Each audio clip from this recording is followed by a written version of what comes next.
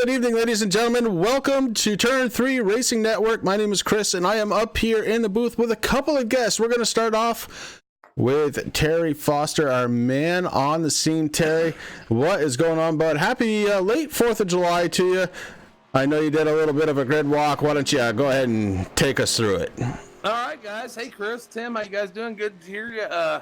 Yeah, I got a hold of Hank Caston this week, driver the number 5. Hank's from Columbus, Ohio.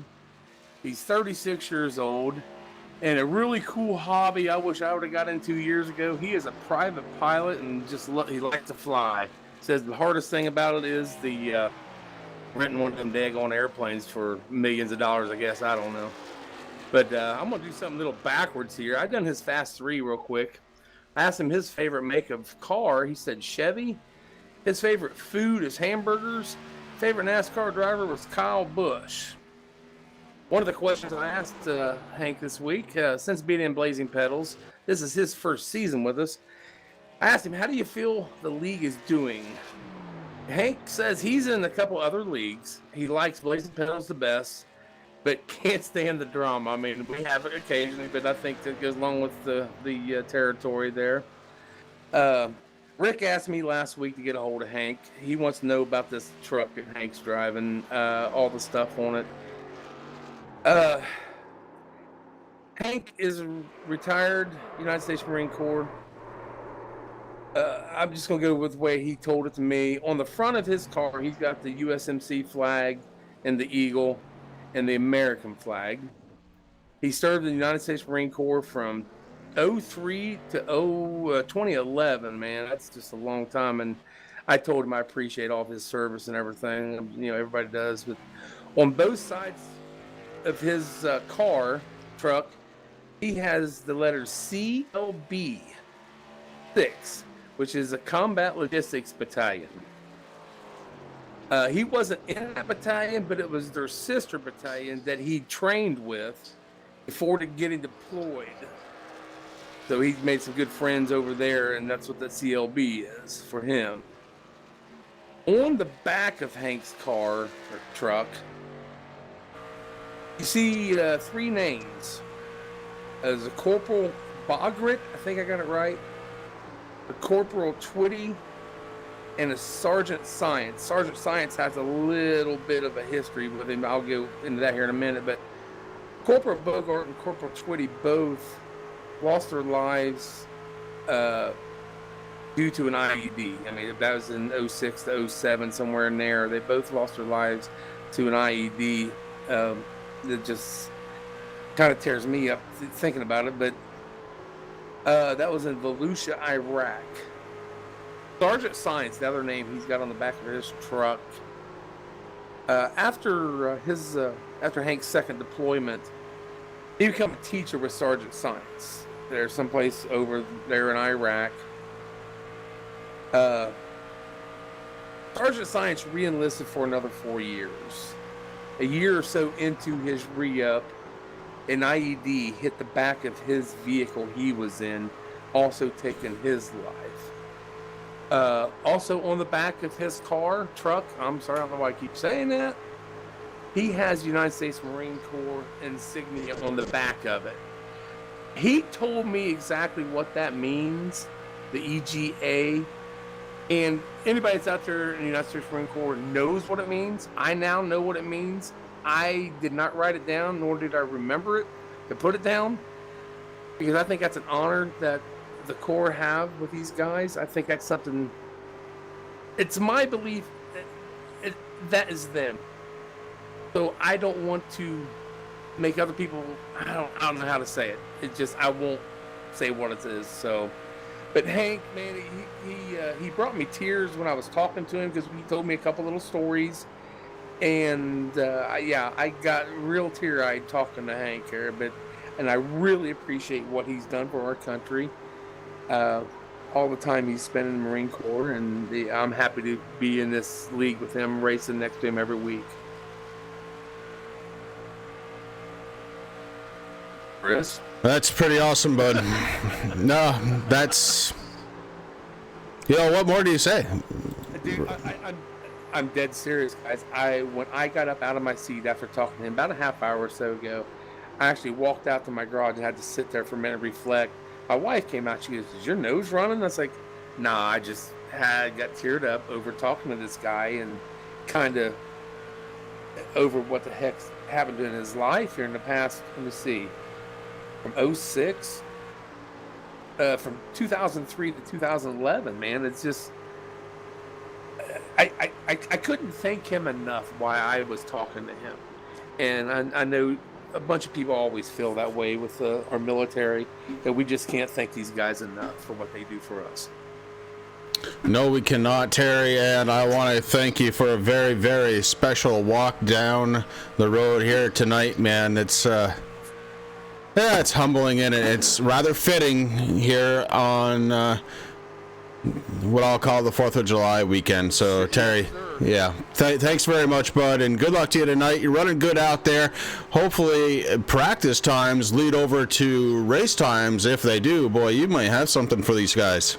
Yeah, I tell you what, Chris, this truck's running awesome. I've done a lot of practice, about 80 laps today in a practice session, and dude, it felt great. All right, well, I'll put you back down, and good luck one more time to you. All right, have fun up there, Tim. You guys. Always do. And he kind of blew my thunder a little bit tonight. Joining me, he's off right now, but joining me here in just a little bit, it is going to be Tim Habiuk. Normally the spotter for Ian Habiuk. Ian driving a new truck tonight. He's got the G.I. Joe 16. And I guess for America's sake, we're going to go with he's driving it as a Silverado tonight. No Toyota Tundra for Ian Habiuk. It is going to be the Chevy Silverado. Yo, Joe. Tonight we are here at Indianapolis Speedway. Guys, we're going to take a quick break. Bring in the sponsor. We'll be back. Qualifying will be... it may have already started one time we get back. No big deal. We'll come back, let you know what's going on. We'll be right back.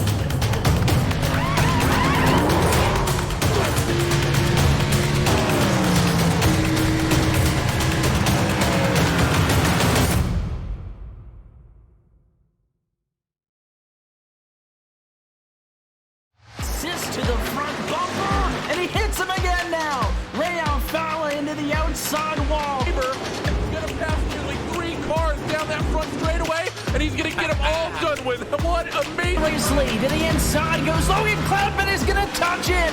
Pit press sideways. What a save. Look to the outside, and Cronkite goes off. De Jong into second place. Going for the switchback.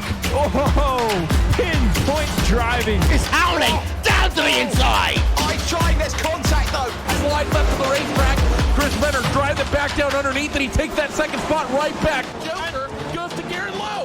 Garrett Lowe should take victory with all that contact. He's going to try and make the move around the outside the Parabolka. That's not going to work, but he's going to try and get the cut back here. Get the run out the Parabolka. That's beautifully done there. Michael Schumacher, there's a little bit of door banging as well.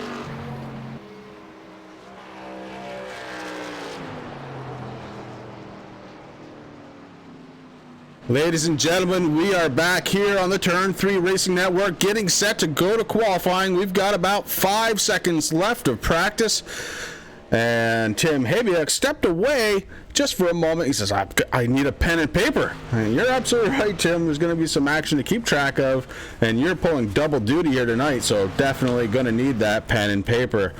Guys, I am so excited to be calling this race. Here we are coming from Indianapolis Motor Speedway, a 2.5 mile track, and it's about as famous as names like Dale Earnhardt, Kyle Petty, any Petty really. And it looks like Tim may be back. Tim, welcome up to the broadcast booth.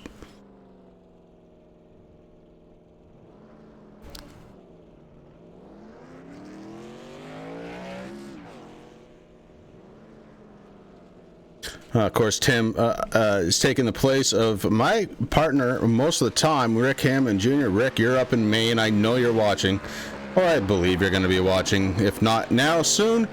Buddy, I hope you have a good last week of your vacation before going back to work. And, you know, Tim, here we are. This is kind of your baby, and I you know, usually we listen to you and Ian. We're listening to you spotting. Tonight we got a chance to really hear what you've got to say about these drivers, about this league that's really the mantelpiece for the TRJkarting.com.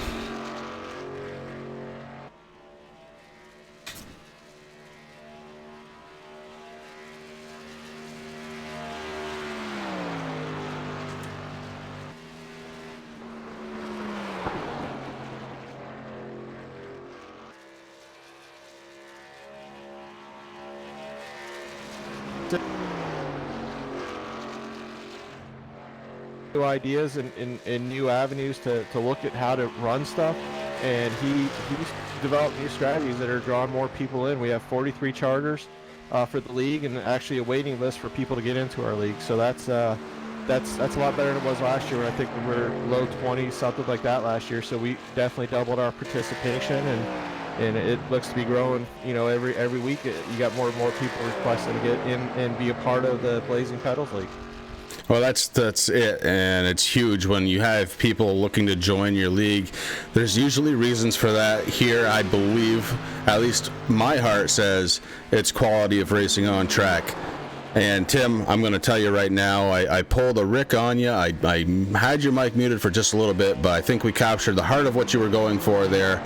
So, hey, you know, it's been a long day. I told you, my head is burnt, my back is burnt. I was out on the boat all day. I'm nice and relaxed, but,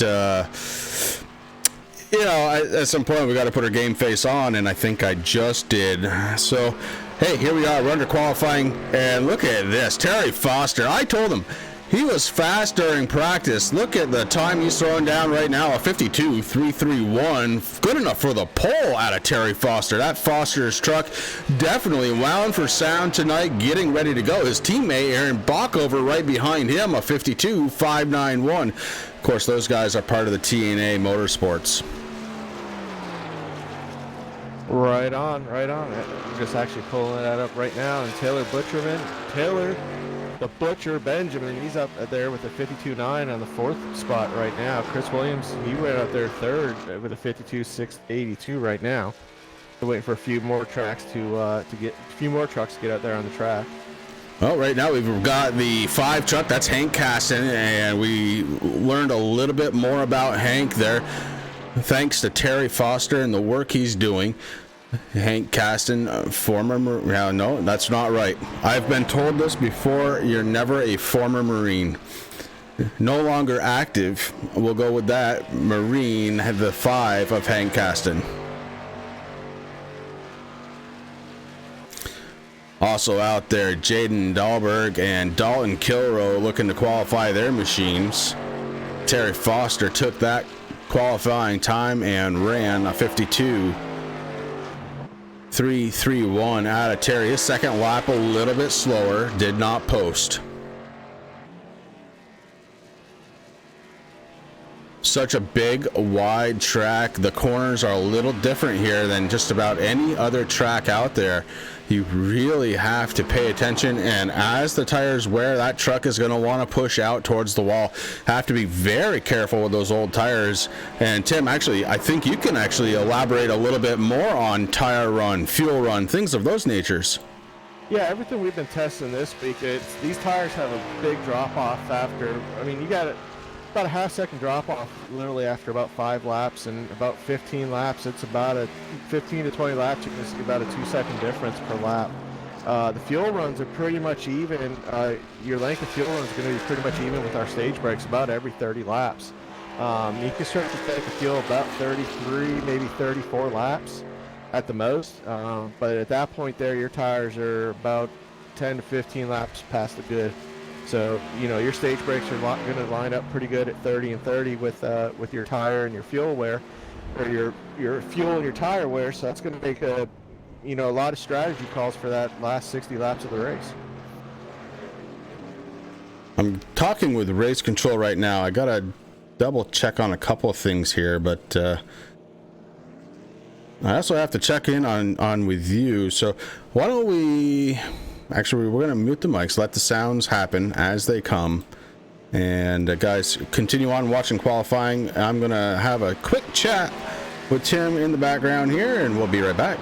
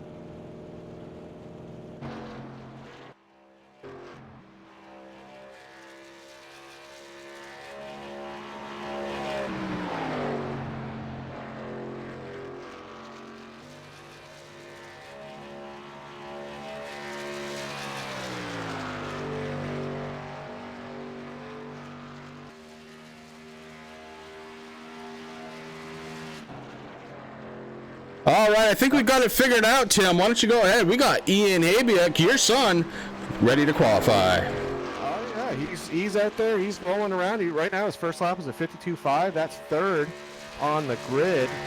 Dalton Kilroe is still leading the way with a 52.279. Terry Foster up second, and Brian Dees jumps up to third spot. Ian's on his second lap now, his second qualifying lap as he enters turn number 3. Brock Over is 5th, Taylor Butcher Benjamin 6th, Chris Williams, Hank Caston, Philip Walling, and Jaden Dahlberg. That rounds out your top 10 in qualifying so far. Yeah, we're going to have a pretty good sized field here, Tim, and it's going to be interesting because typically you start out front here, and unless you do something really, really bad, you should be able to stay out there. Yep, and then Ian just jumped up to 52.511 up to the 4th spot. Ty Morosco, his first lap, puts him in 5th spot. He's out there making his second lap now, so we'll see where he comes around. Yeah, the one truck. Little stars and bars action happening on the MAR Racing. Look at that, tongue twister. Tom Morosco out there trying to get himself a better lap, a 52.256 to start it off. Not bad. That trips me out with Ian's paint scheme, G.I. Joe. That's what he gets for clicking on a Chevy. But we had a nice paint scheme all done up with our Tundra. We'll run it next week at Bristol. I'm just hoping Ian doesn't suffer from, ball joint failing, wheel bearing issues. Whoa.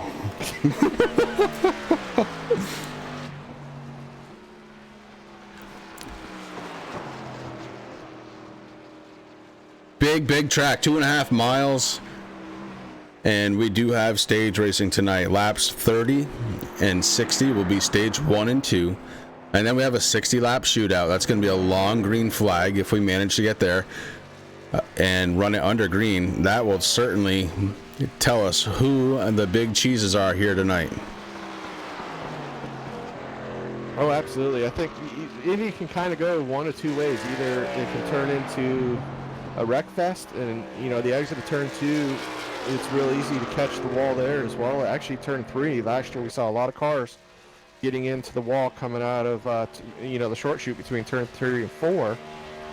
Set up for some big wrecks right there in turn 4. Then I know last year while the Blazing Pedals League was here last season, that turn 2 is pretty tricky. It's very hard to set up. If you enter it too low, you're getting driven towards the wall. If you enter too high, you have to scrub a lot of speed off. So you really gotta hit your marks in turn 2, or that's something that can really bite you. And it looks like qualifying is just going to be about a wrap right now, I believe. Yeah, qualifying is done. And now we get set for 120 laps of action. We're going to fire up some grid music. We'll be right back. Only 12 cars took time.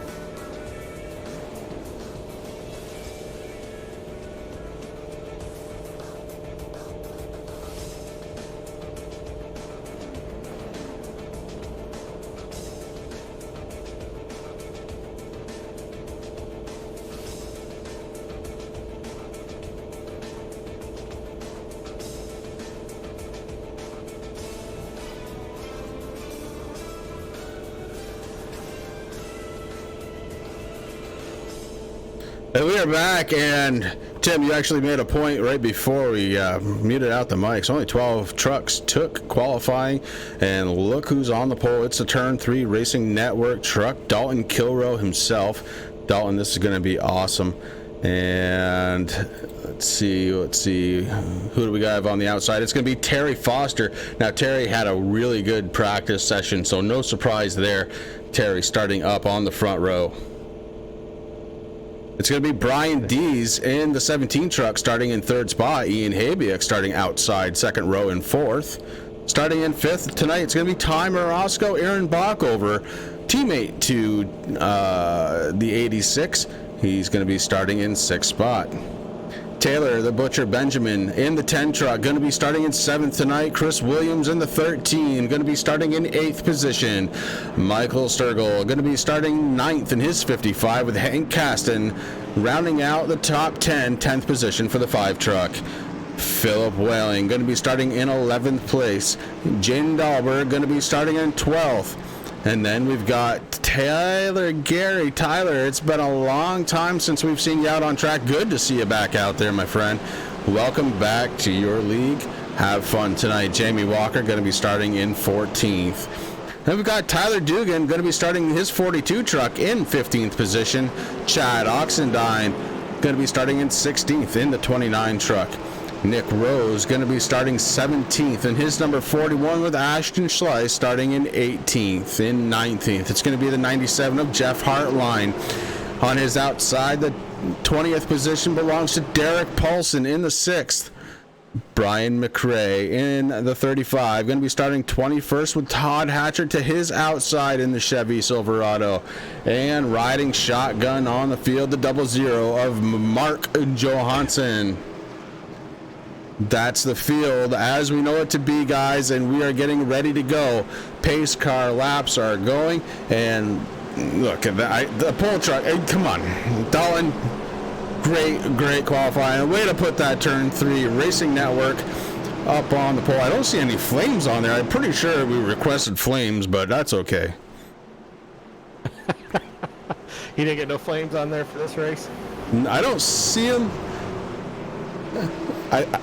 I don't mind. I just hope he has a better week than he did last week. Last week a little bit tough on him. Right on. Well, I think Dalton has always been strong at Indy, so it looks like, hopefully he's starting off the right foot anyways. Base car is off, and this big track getting ready to go. Green flag is out. Dalton Kilrow up front. Terry Foster going to try and hold on to second position in his 86. Brian Dees to the inside, Ian Haybick in 4th. Aaron Brock over 5th. Ty Morosco making the move on the inside through the short chute as they head into turn number 2. Behind Morosco, it's Aaron Bach over in the 44. Taylor the Butcher Benjamin. He's had a fast truck the last couple of weeks. Hasn't been able to get to the front. Will he be able to do it tonight? Chris Williams in 8th place. That's the 13, the lime green truck. I know the number isn't showing up. It's because it's a pea green number as well, so he's playing games with me. Michael Sturgill in the 55, going to be 9th spot. Hank Caston rounding out the top 10. Jaden Dillenberg just looking right outside the top 10. He's a new guy that came to the league this year, so he's looking for a finish in the top 10. He's starting right at the outside of the top 10. He looks to be making a move on the inside right now as they head down the front stretch. Such a big track, and it's very much a momentum track. You do have to get on the brakes when you go into the corners. If you stay on them for too long, you lose a chunk of momentum. Hard to keep it and hard to get it back. Dallin Kilrow, still your race leader. Terry Foster and Brian Dees rounding out the top 3. Ian, who started 4th, has stayed there. He does have a challenge right now from the 1 to the inside. Ty Morosco looking to take over 4th position from Ian. Ian Haybier trying to defend on the outside. Very tough to do, especially this early on. We didn't talk about it. This track is high. It's 95 degrees right now. That heat building into the tires, and it is going to cause these trucks to start pushing very early on, I believe. Aaron Bach over now to the inside of the G.I. Joe, number 16. Boy, that's tough to say. Usually it's the TRJkarting.com Toyota Tundra. Tonight it's the G.I. Joe Chevy Silver. Oh, boy. Oh, Ian. Don't do that to me. It'll be in for a rough night. Watching so far, further back in the field, they started based on driver's points. Jamie Walker, Ashton Slice, they've been making their way up through the field, starting further back in the field. They're right now knocking on the outside of the top 10. Philip Walling, who started up towards the front of the field, he's dropped all the way back to 18th. He hit the wall earlier coming out of turn number 1 and basically got freight trained on the outside of the backstretch a lap or 2 ago. And Walker, Slice, Paulson, Oxendine, Hartline, Rose, the guys that are normally inside the top 10 are all making their way from the back of their starting positions up towards the front. So normally these guys run a tire rule. Tim, as somebody who does some spotting, you can probably talk on this a little bit more. Tonight it was supposed to be 3 sets of tires and you're done. However, Mark Arthur, the head admin, owner of Blazing Pedals, decided on something a little different. Yeah, we went to 4 tires. I don't know, it kind of threw a wrench because we've been practicing all week with 3 sets of tires, and then went to 4 sets. So it's going to make, I think it's going to make the tire strategy actually a little bit more entertaining, to say the least, because it can break you up into 4, 30-lap segments, but that may not be what you need. If we do get a lot of cautions that last quarter, you may want 3 sets of tires then. So do you stretch it in the first segment or second segment to have those 3 sets available, or do you just run it, based on brakes every 30-lap interval, which I think would be the conservative way to go? So it's kind of still up in the air, and I think a lot of the early race pace is going to dictate how these drivers use their tire strategy throughout the night. Certainly a little bit of a monkey wrench. If you weren't aware of the fact that you had an extra set of tires to play with tonight, Race Control let me know before the race. About 15 laps before these trucks get really loose, and loose can be fun. Loose can be fast, it can be fun, and we'll definitely be looking to see these drivers' hands inside the cockpit, just moving back and forth, trying to keep the rear from coming out underneath him. Hank Costin seems to be using up his stuff a little bit earlier. It seems to be his tire's gone away. He's dropped all the way back to the 14th spot. Jamie Walker is right now in 10th. And he is on the back door of Michael Sturgill and Chris Williams. So those guys that start in the back, they are getting ready to get passed by Jamie Walker, who already has a race win this year, and Chad Oxenine. They're moving into the inside of turn number 1. Ashley Slice is following around on the inside. He's to the inside of Michael Sturgill as well. Yeah, we saw the 13 also get a little bit tight, hit himself into the wall just a little bit, but no big deal. Able to keep the momentum going, and you just mentioned it, Jamie Walker, last week's winner, the 88, definitely found some speed and was able to hold on to it. This is incredible.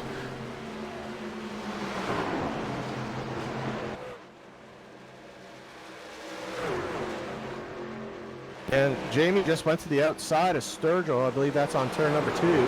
Chad's looking to the outside to follow around Sturgill. He was drafting Sturgill a while ago, but it didn't look like he could capitalize on that draft. Walker's out to about a three-car pace on Sturgill, and you can see Oxidine trying to catch a little bit of that draft as they head into turn number 3. So you got Oxidine and Schleiss looking to get around Sturgill, who seems to be using up his tires a little bit earlier. I think if you're racing out there now, I think the biggest thing to do is conserve your tires and pace yourself early in this race.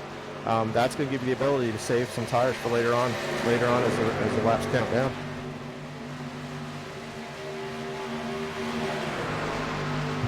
Haven't said it yet, but do want to throw it out there. Thank you very much for coming out and spending some time here with the Turn 3 Racing Network. Of course, my name is Chris. I'm here every week, and with me tonight, that other voice, not Rick Heyman Jr., no, it's Tim Habiuk, normally the spotter for Ian Habiuk. Ian out there without a spotter.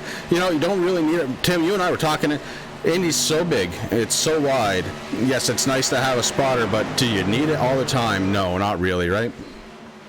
No, not really. I mean, Indy, I think, is one of those tracks that you have some tight quarters the first couple laps, but then you kind of get strung out after a few laps, and you kind of get in one of those situations there where you're picking them off one at a time. So I think that's a lot. I think this would be a track that I'm comfortable with Ian racing by himself, or that Ian's comfortable with. I guess I've been spotting for him for so long. Now it's a comfort factor for him not having me there. Danged if you do, danged if you don't sometimes. Ashton Slice, we just saw the back end of that 68 truck wiggle as he came off the corner, setting up for another. So the trucks are starting to get a little slippery out there, something to be aware of. Especially, I believe, you're going to find this to be true if you're running around other trucks, somebody who doesn't have that problem right now. Dalton Kilroe out front, 1.4 seconds is Dalton Kilroe. Brian Dees in the 17, picking up second spot. Brian Dees took some time off due to an injury. He is back in the truck last week, and this week finds himself in second spot. Knocked that rust off pretty quick, did Brian. Ty Morosco holding on to third. Aaron Bockover has moved himself up to fourth spot. Terry Foster's fallen to fifth. Those two trucks teammates on track. Behind them, it's Ian Habiak. Oh, Ian gets in the wall just a little bit. Have to settle it down. Definitely loses a little momentum as he gathers it back up. Taylor the Butcher Benjamin was passing on the inside. Ended up making that pass clean. That was for sixth spot. Jamie Walker in the 88, last week's winner, has moved himself up to 8th position with Chad Oxendine behind him by just a little bit. The 29 up into the top 10, running in 9th. Ashton Slice in the 68, we talked about him just a little bit ago, getting a little bit loose. The 68 finds himself rounding out the top 10. Yeah, Ian did get a little bit loose there, and I've seen a lot of these tracks starting to get loose as we enter that lap number 10. This is really a point where these tires are going to start going away on them. And about lap 15, lap 20, they're basically, you know, you'd be basically spinning your tires on a skating rink. So I think as this track rubbers in a little bit and we get out, oh, he got loose there coming off of the short chute of turn number 1. I think you'll see this track tighten up quite a bit as rubber gets laid down. These trucks get really airtight out here too. We've noticed that in practice, that if you suck up on someone, it's almost a direct ticket right to the outside wall.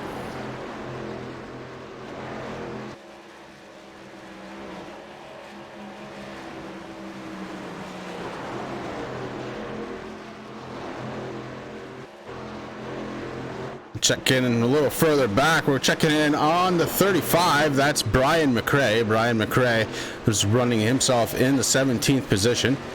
A couple of drivers off track. Looks like Tyler Gary unable to continue on, and Tyler Dugan did not start this one. The ones that are really making their way up to front, Jamie Walker and Chad Oxendine. Jamie Walker, he's looking to get into that 6th spot. He's on the tail end of Taylor Butcher Benjamin, who's holding on the number 6 spot, and Terry Foster is not much further ahead, only about a 2-second gap from Jamie Walker. So Jamie's about 2 seconds for cracking that top 5.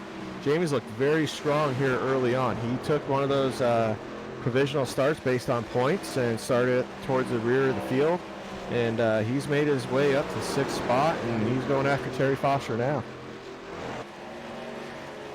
Jamie Walker, a very fast driver. The 88 seems to always be able to find himself to the front of the field, and last week certainly did that by winning the first stage in last week's race and the race itself. So a good job out of him, looking to do the same thing this week, maybe even a little bit more. He left himself one piece of the pie last week, and it was to win both stages. So we'll see what Jamie Walker can do, but right now he's about 5.5 seconds behind your race leader, Dalton Kilroe.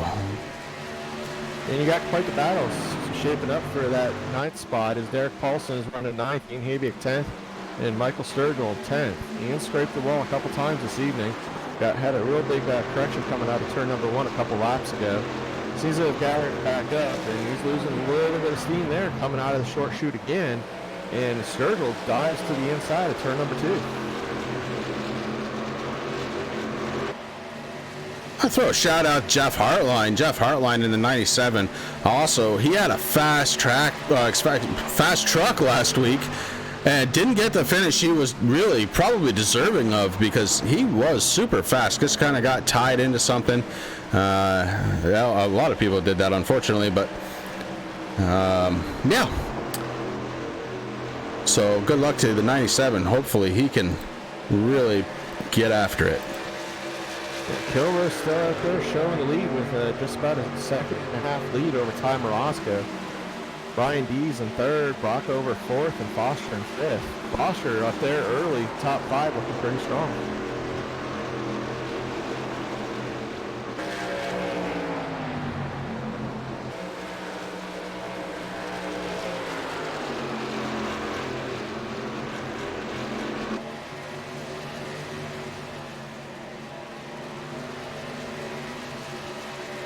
pulling double, triple duty right now, but watching the race, and it is becoming a pretty darn good race here. We're on lap 15 of 120, and like I mentioned, this is stage racing, so at lap 30 is the first scheduled caution flag for stage number 1. Top 3 are Dalton Kilroe, Ty Morosco, Brian Dees.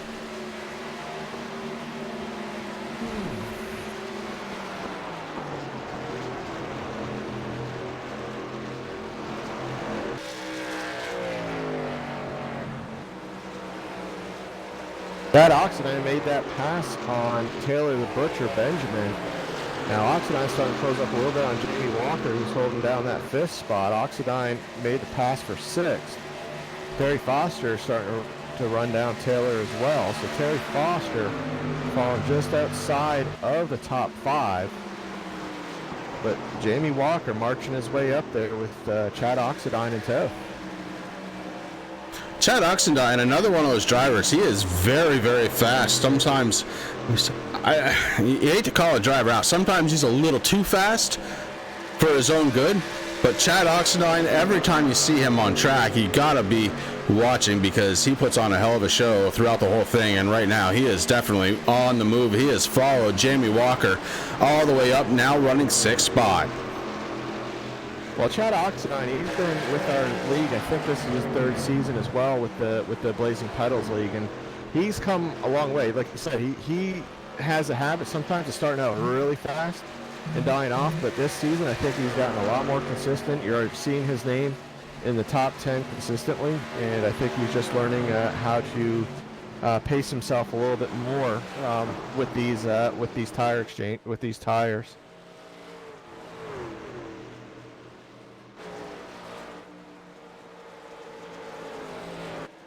Under caution. Kind of missed what happened. We're going to go back and figure it out. Looks like it may have been with the 36. We'll have to go back a little further and see what happened. Head for fuel. Tim Habiot calling it out. Hey. That's awesome. Hang on. His door's closed. Hang on. Okay, so we know that the caution was with Jaden Dahlberg. However, I think we may have missed it because, well, you got that straightened out, Tim. Yeah, multitasking. Yeah, I hear you, but I am running all over the place. I actually missed why the caution came out. It does look like it was Jaden Dahlberg that brought it out. Damage to the right front, but missed the reason why. And, well, all I can say is I'm a busy boy up here right now, and we'll keep it going the way that it is.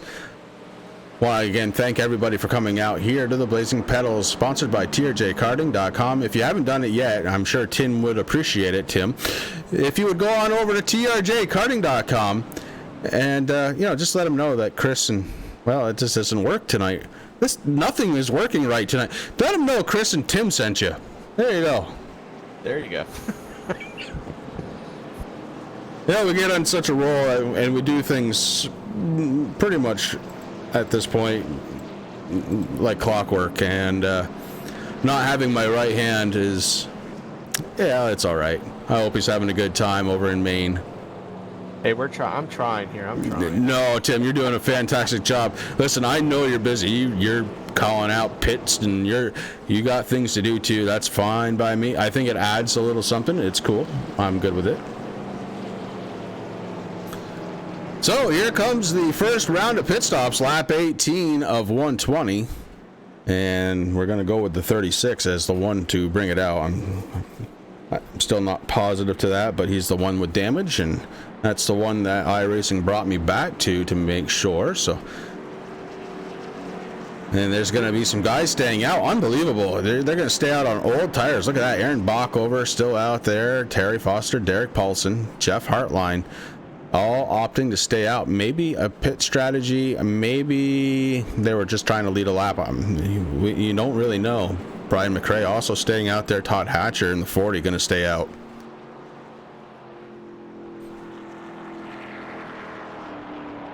Actually trying to find the repit play of the damage that happened to Jaden. Yeah, it looked like he blinked on my end, and I believe that's why I can't get back to it, but Yeah, it's one of those weird things, and sometimes it's unexplainable.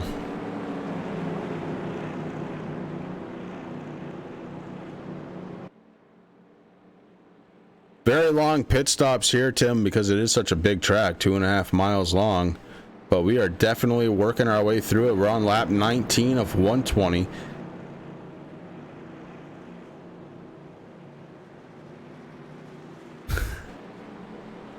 Tim, I don't know if you're following chat as well. I don't know if you're actually triple tasking tonight, but you might be getting called out. I might. I'm trying not to. I love watching the chat. It's one of the things that I love the most of the time. There's already been a couple of things tonight that we had to squash, and that's okay. But yeah, you are definitely being called out, but it's a good thing. It's not a bad thing. Oh, man. And we're going to take a minute. We'll step away, and we'll be right back. This is a very long caution area, so we'll be back here in just a moment.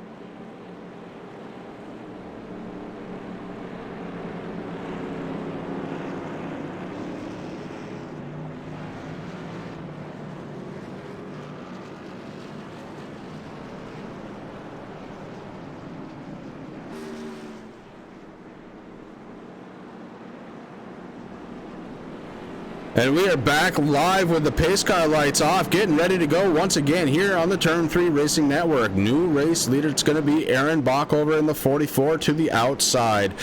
His teammate in the 86, Terry Foster, going to take over second. He'll be starting on the inside. Third place going to be Jeff Hartline. Fourth, Todd Hatcher and Dalton Kilrow with those fresh tires restarting in fifth spot.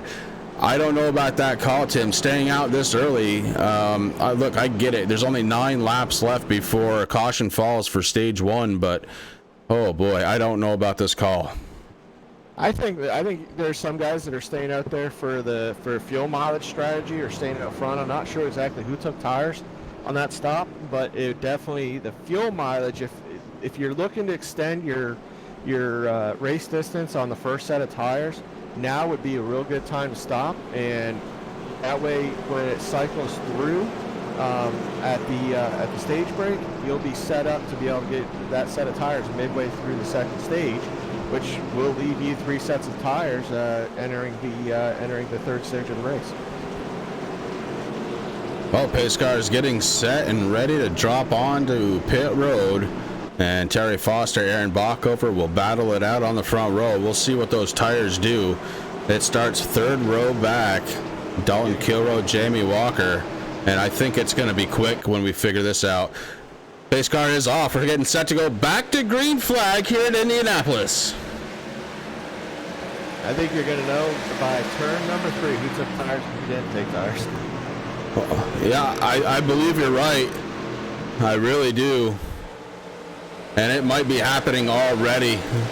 We look back here, the 97 of Jeff Hartline is now running in third spot.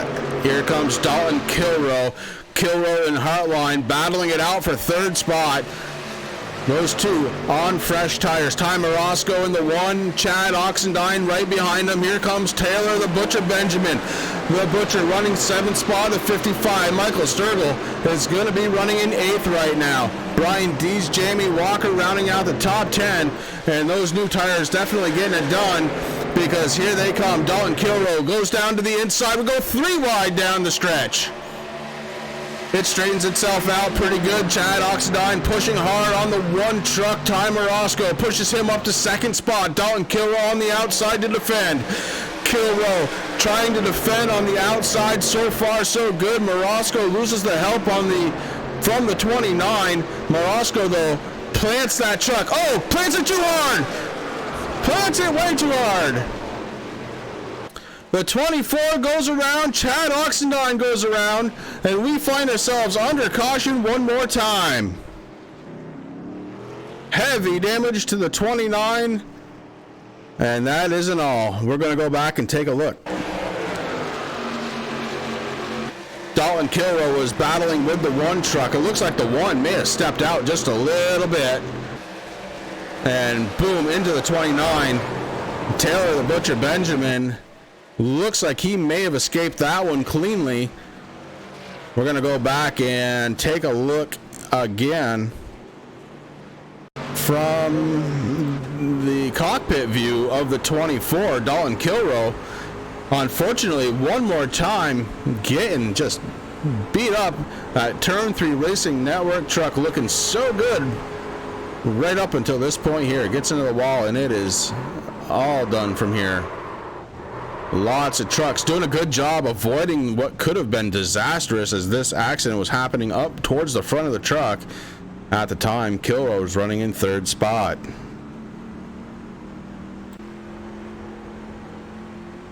Well, caution waves one more time. Lap 24 of 120, and now Aaron Bockover is looking like he's a genius as he stayed out.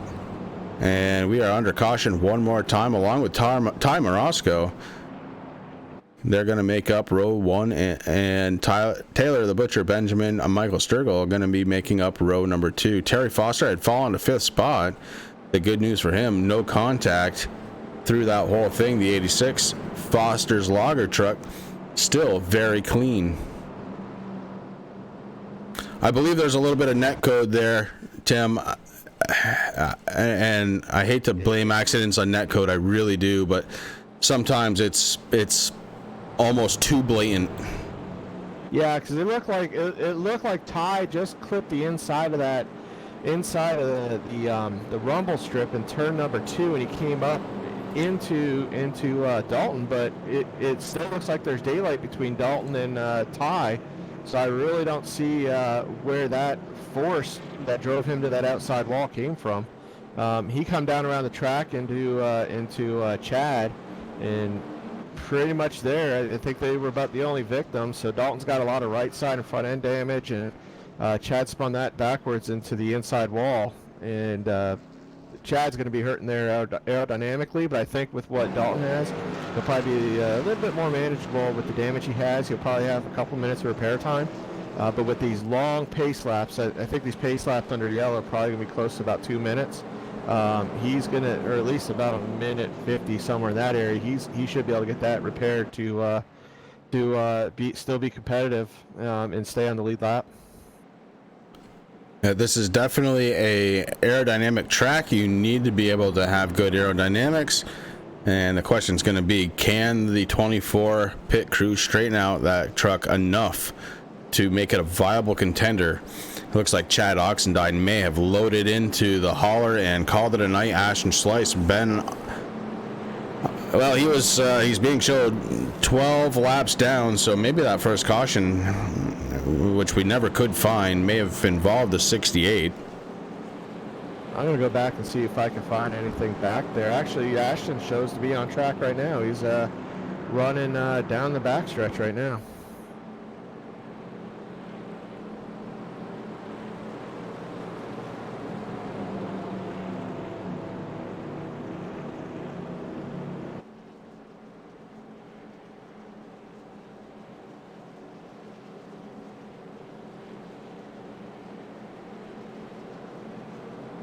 So Aaron Bockover going to be your race leader still.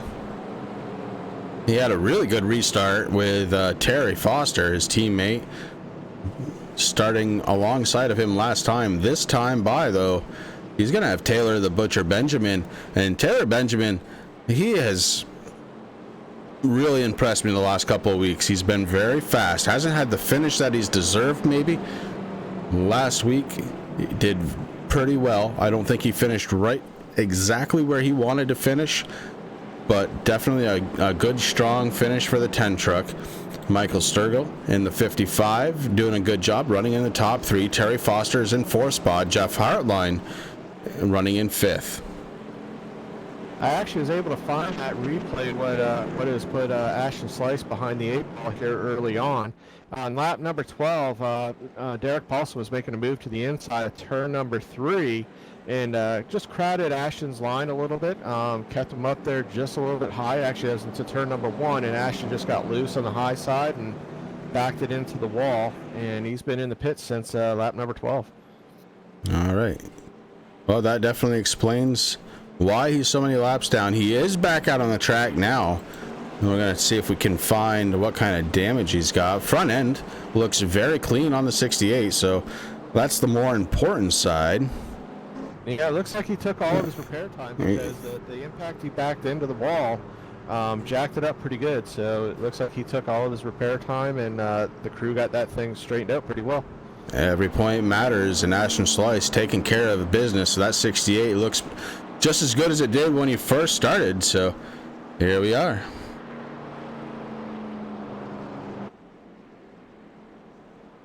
Aaron Bockover actually has a little bit of damage on the left rear of that truck as well. I'm not sure exactly when that happened tonight, but it didn't seem to be affecting him on that restart. He was able to get out about a 2.5 second lead quickly on that restart and maintain that. You got Taylor Butcher Benjamin now up there in that 2nd spot, and then Michael Sturgill is 3rd, Foster 4th, Hartline at 5th.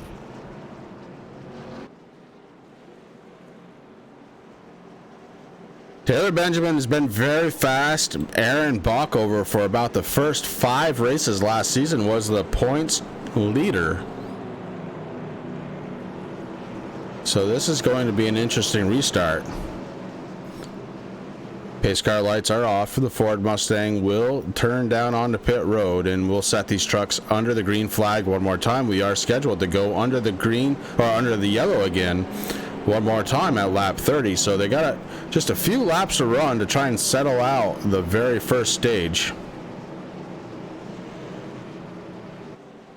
Ken, I'm sorry, I guess there was more action there than what I was picking up on. Happy that we were able to find that for you and let you know what happened to Ashton. I don't think that's what brought out the caution, though. I think that's the same lap for that caution. Yep. Yeah, I think you're right. I think, what was it, the 36, Jaden Dahlberg, was probably the actual car truck that brought out the caution, but in doing that, we missed entirely what happened to Ashton Schleiss. I'm telling you what, the one guy that's impressing me right now is Terry Foster. He's maintaining. He's just not in the top 10. He's in the top 5. So Terry is something like we've raced with since we started this, and he's taken off in that 4th spot as a green flag comes out, and Brockover again pulling to a big lead right off. He's nailing those restarts. The last 2 restarts, he's shooting out of there like a rocket. And you got Taylor Butcher Benjamin in 2nd. There are the tire difference right there. Aaron Brockover did not take tires, and Taylor the Butcher Benjamin is looking outside, 3 wide. 3 wide. Inside, Brockover moves back to 3rd. Sturgill to the point. New race leader. It's going to be Sturgill. If he can hold on to it, he'll be the 3rd guy tonight to lead laps here. Sturgill and Benjamin heading into turn number 3. Benjamin looking for the outside. Sturgill right to the holding point still. And you got Jamie Walker moving up to the rear end of Aaron Brockover, looking to take over that number 3rd spot. Yeah, this is tires working as Aaron Brockover still on the same set of tires. Oh, he gets in the wall in front of Jamie Walker, able to continue on, but Walker must have held his breath as he saw that 44 touch the wall. We're on lap 29. We go back to the lead and the battle for the lead. It's Michael Sturgill and Taylor the Butcher Benjamin. Michael Sturgill would love to win this little battle here. This is bonus points for leading at the end of the stage. This is going to be good. Sturgill trying to break that aerodynamic draft from Taylor. Taylor can't get a beat on that aero draft into turn number 3. Sturgill hanging down at the bottom. He's blocking that bottom line, not giving Taylor a look to the inside. Taylor's looking inside, outside. Can't get around. Taylor right to the tail end of Sturgill, looking down to the inside. Sturgill driving down to the inside. Sturgill blocking up top. They're coming down to the line for the end of stage number 1, and it's going to be Sturgill taking that green checker flag for the end of stage number 1. Well, hold on, Tim, because one thing I know is these guys actually run that lap, so we're still live looking to see who's going to win this stage. It's going to be very close as Taylor the Butcher Benjamin drops down to the inside, may have a beat on the lead. He does.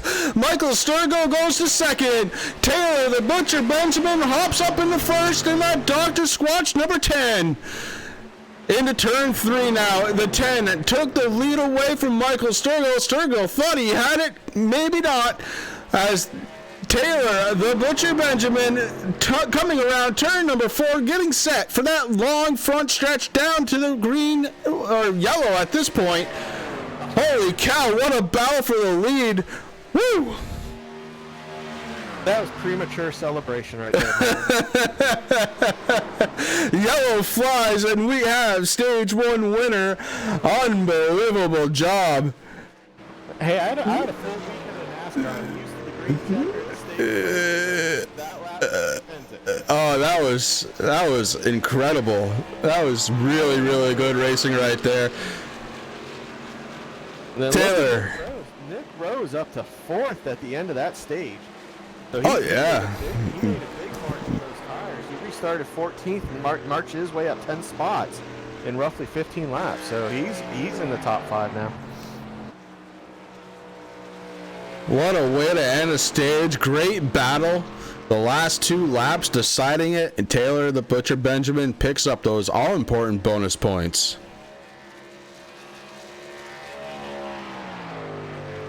Taylor, Sturgill, Morosco, Nick Rose, Chris Williams, who fell back a little bit earlier. He made his way back up to the top 5. Philip Walling had his troubles early in that race. He fell all the way back to 16th spot, and he's back up to the 6th spot. Jamie Walker, he's kind of got up there just outside that top 5, but he's kind of stalled out there. Obviously, with this stage break here, these teams going to be making pit stops and doing some adjustments, tires, gas, fuel. Should be interesting when we go back green here shortly. No disappointment there, as again, good racing is good racing. And we just saw some really good racing right there. That was fun. Nonetheless, it will be pit stops. After pit stops, we're going to see if we can't get Taylor the Butcher Benjamin up here for a little interview to help him celebrate. He's got to be happy with that run. That was really entertaining.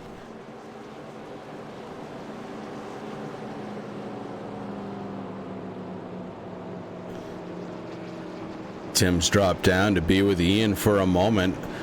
During this caution, he's got some things to kind of discuss, I'm sure. As the second... Well, I guess it's actually the third caution has come out for stage 1.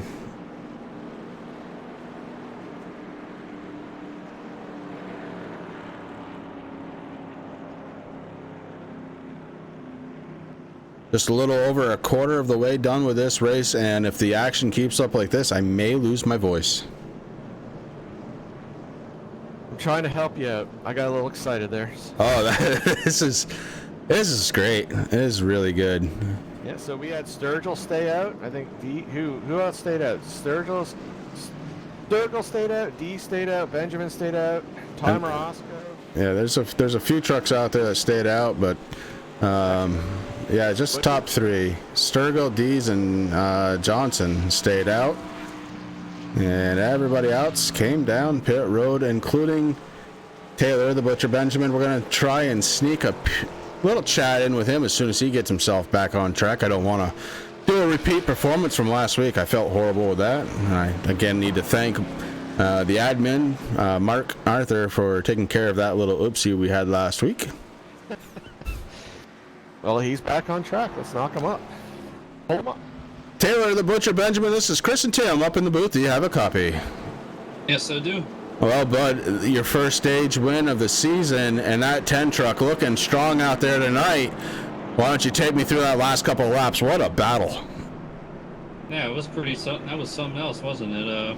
55 was kind of a bit of a defensive line. I mean, can't really blame him there, but I was really digging trying to get that stage win, and fortunately, I got enough truck alongside him off turn 4 down the front stretch, coming to the 1 lap to go in the stage, and was able to muscle past him in turn 1 and get away from him. But truck feels pretty good. Just got to take care of the right front and see these guys. Some of them stayed out, and some other guys took fuel only. So you have to really tiptoe around these guys on this restart here.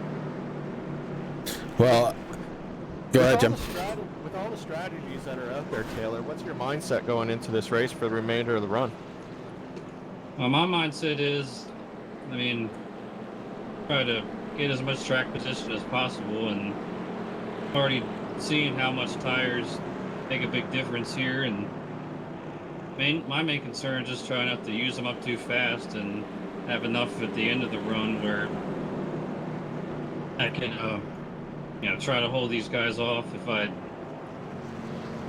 get around everybody in front of me and just try to finish the deal. I mean, I've had a real good past couple of weeks, and my teammates have been doing pretty well. Derek, Brian, and try to keep this going. All right, Taylor. Well, speaking of your teammates, we're going to drop you back down there. Listen, good luck for the rest of the race, and hope to be talking to you again at the end, okay? Yeah, hopefully.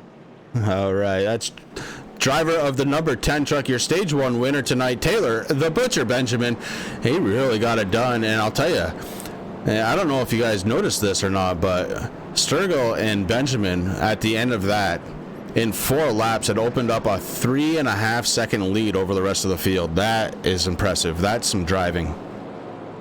Well, the draft is definitely big here. If you can draft with the truck in front of you, you can definitely make up some ground on the people in front of you and actually spread a gap if they start getting too wide. As you saw with Sturgill trying to break that draft on Taylor, that's huge. It sets you up in a bad way if you're too close on that truck in front of you coming into the turn, because you're carrying so much speed, and the aero push is very extreme here. But you can make up a lot of ground on the competition either in front of you or behind you if you want to work with that person, or if you have a teammate out there. It's a great way to save fuel mileage too, but there's a lot of speed to be gained. It's a big track, 2.5 miles. Straightaways are just about a mile apiece, so you're having to use as much of this track as you can, and all the smarts about being defensive, like Sturgill was at the end of that stage. Yeah, you can't just give away the lead. You have to try and defend, and it doesn't matter if it's lap 1 or lap 119. Your job as a racer is to be up front, and Sturgill held on as long as he could, but a good run out of the 10 truck to bring him to the front. That was stage 1. We're setting up for stage number 2 as we're heading down that long backstretch. Pace car lights are out, getting set back again for the green flag. And it's going to be Sturgill, Brian Dees, Ty Morosco, Nick Rose, and Chris Williams rounding out the top 5. Taylor the Butcher Benjamin able to get back in there in 6th spot. It's going to be interesting because I think a lot of these trucks further on back, Aaron Brockover back, so he took tires during that stage break. You got Brockover, Hartline, Castlin, Foster, McRae, Haviak, Hatcher. All those guys stopped in for tires, so you're going to see about half of this field past the other half, even though there was only 10 laps on that first set, first group that came in before the stage break. That 10 laps is about a second to a second half difference on the stopwatch. It's going to be good as the pace car drops down. These trucks going to wind themselves up one more time, getting themselves up to speed. Michael Sturgill holding till the green flag. Green flag is out. Here we go, back under a green flag from Indianapolis.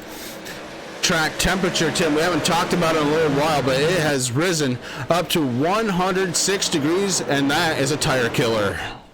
Oh, absolutely. You guys going to, even though there's more rubber being laid down, these cars are going to get tighter, but as that heat comes up there, it's going to make it greasy. As you saw right there, Ty Morosco to the inside of Brian Dees, he slipped all the way down to the white line. Sturgill, he's checking out on these two as they're running side by side. He's got the aerodynamic advantage, much smaller hole being punched in the air while these guys punch a big hole. He's checking out in turn number 3. And a heck of a move from 6th to 3rd. Here comes Taylor the Butcher Benjamin, your stage 1 winner. He is moving that 10 truck towards the front. Battling now for 2nd spot to the inside of Ty Morosco. And Taylor, he just stopped for tires, did he not? He did. He got tires, and he's going to use them. He's going to use them wisely.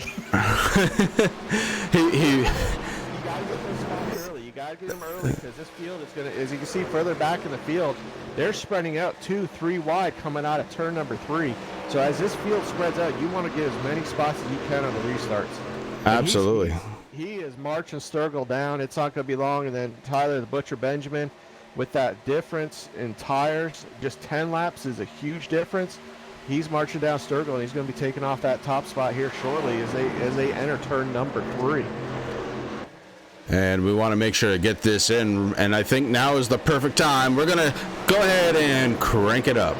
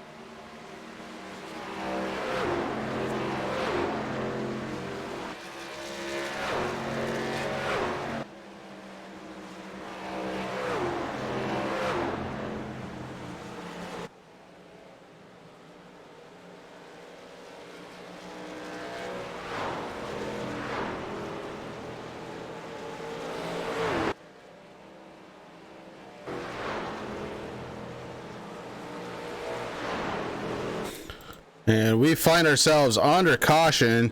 Looks like it is the 00. That's Mark Johansson. We're going to have to go back and take a peek, see what happened. We're going to go back just a little bit further. We see right here Mark Johansson running towards the back of the field a little bit.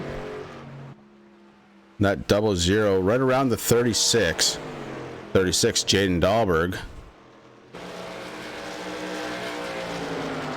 And we've got...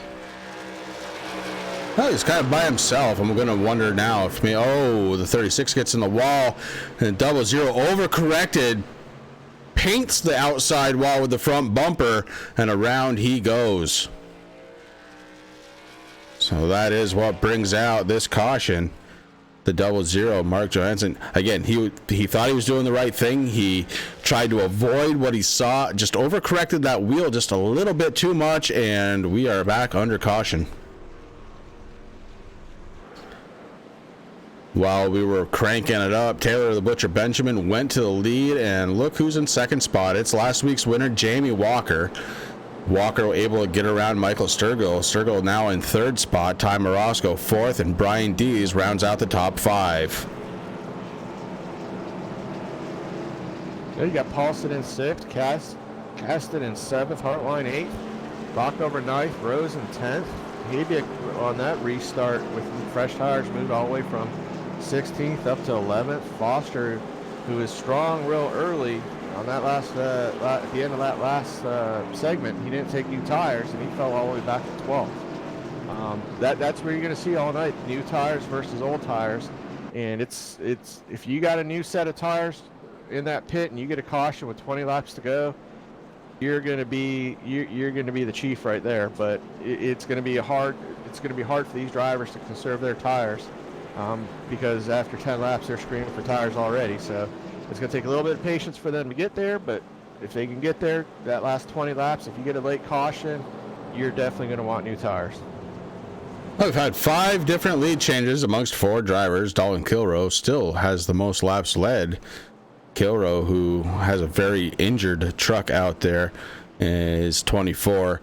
Hasn't been up front for a while, but he has led 17 laps here tonight. Aaron Bockover, he led 10. Michael Sturgill has led 7. And Taylor the Butcher Benjamin is at 7 right now, getting set to be 8 here under caution. And Skittles, I see your messages on our stream on YouTube and the Turn 3 Network. I am just waiting on my shirt guy for more shirts. I haven't forgotten about you, dear. And I do appreciate the compliments. Multitasking, it's a little different watching a screen than watching at a big window on a full-size racetrack, but I'm having fun doing it. I'm glad I can be here. What are your impressions, Tim, of calling a race here on iRacing? Busy.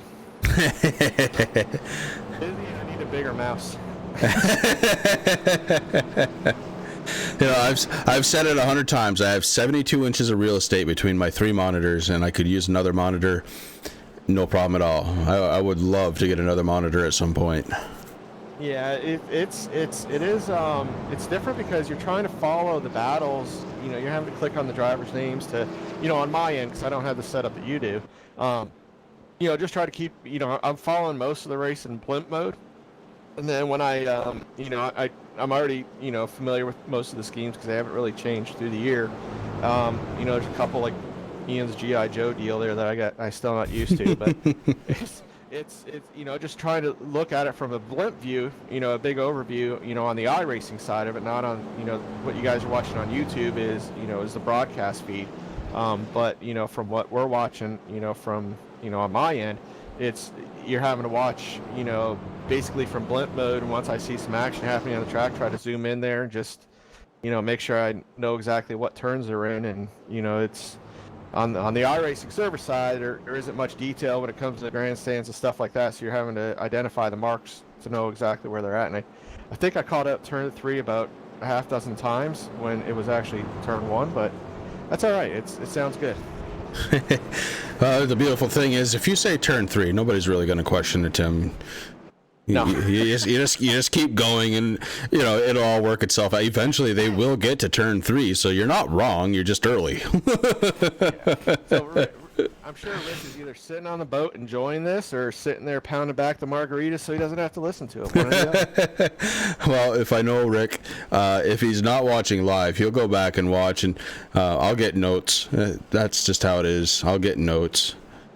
Yeah, it's one of those things that, look, you're seeing it from a different end tonight. I'm kind of more used to seeing it on this end. I do have some tools, and still things get missed. You can't keep up with the action.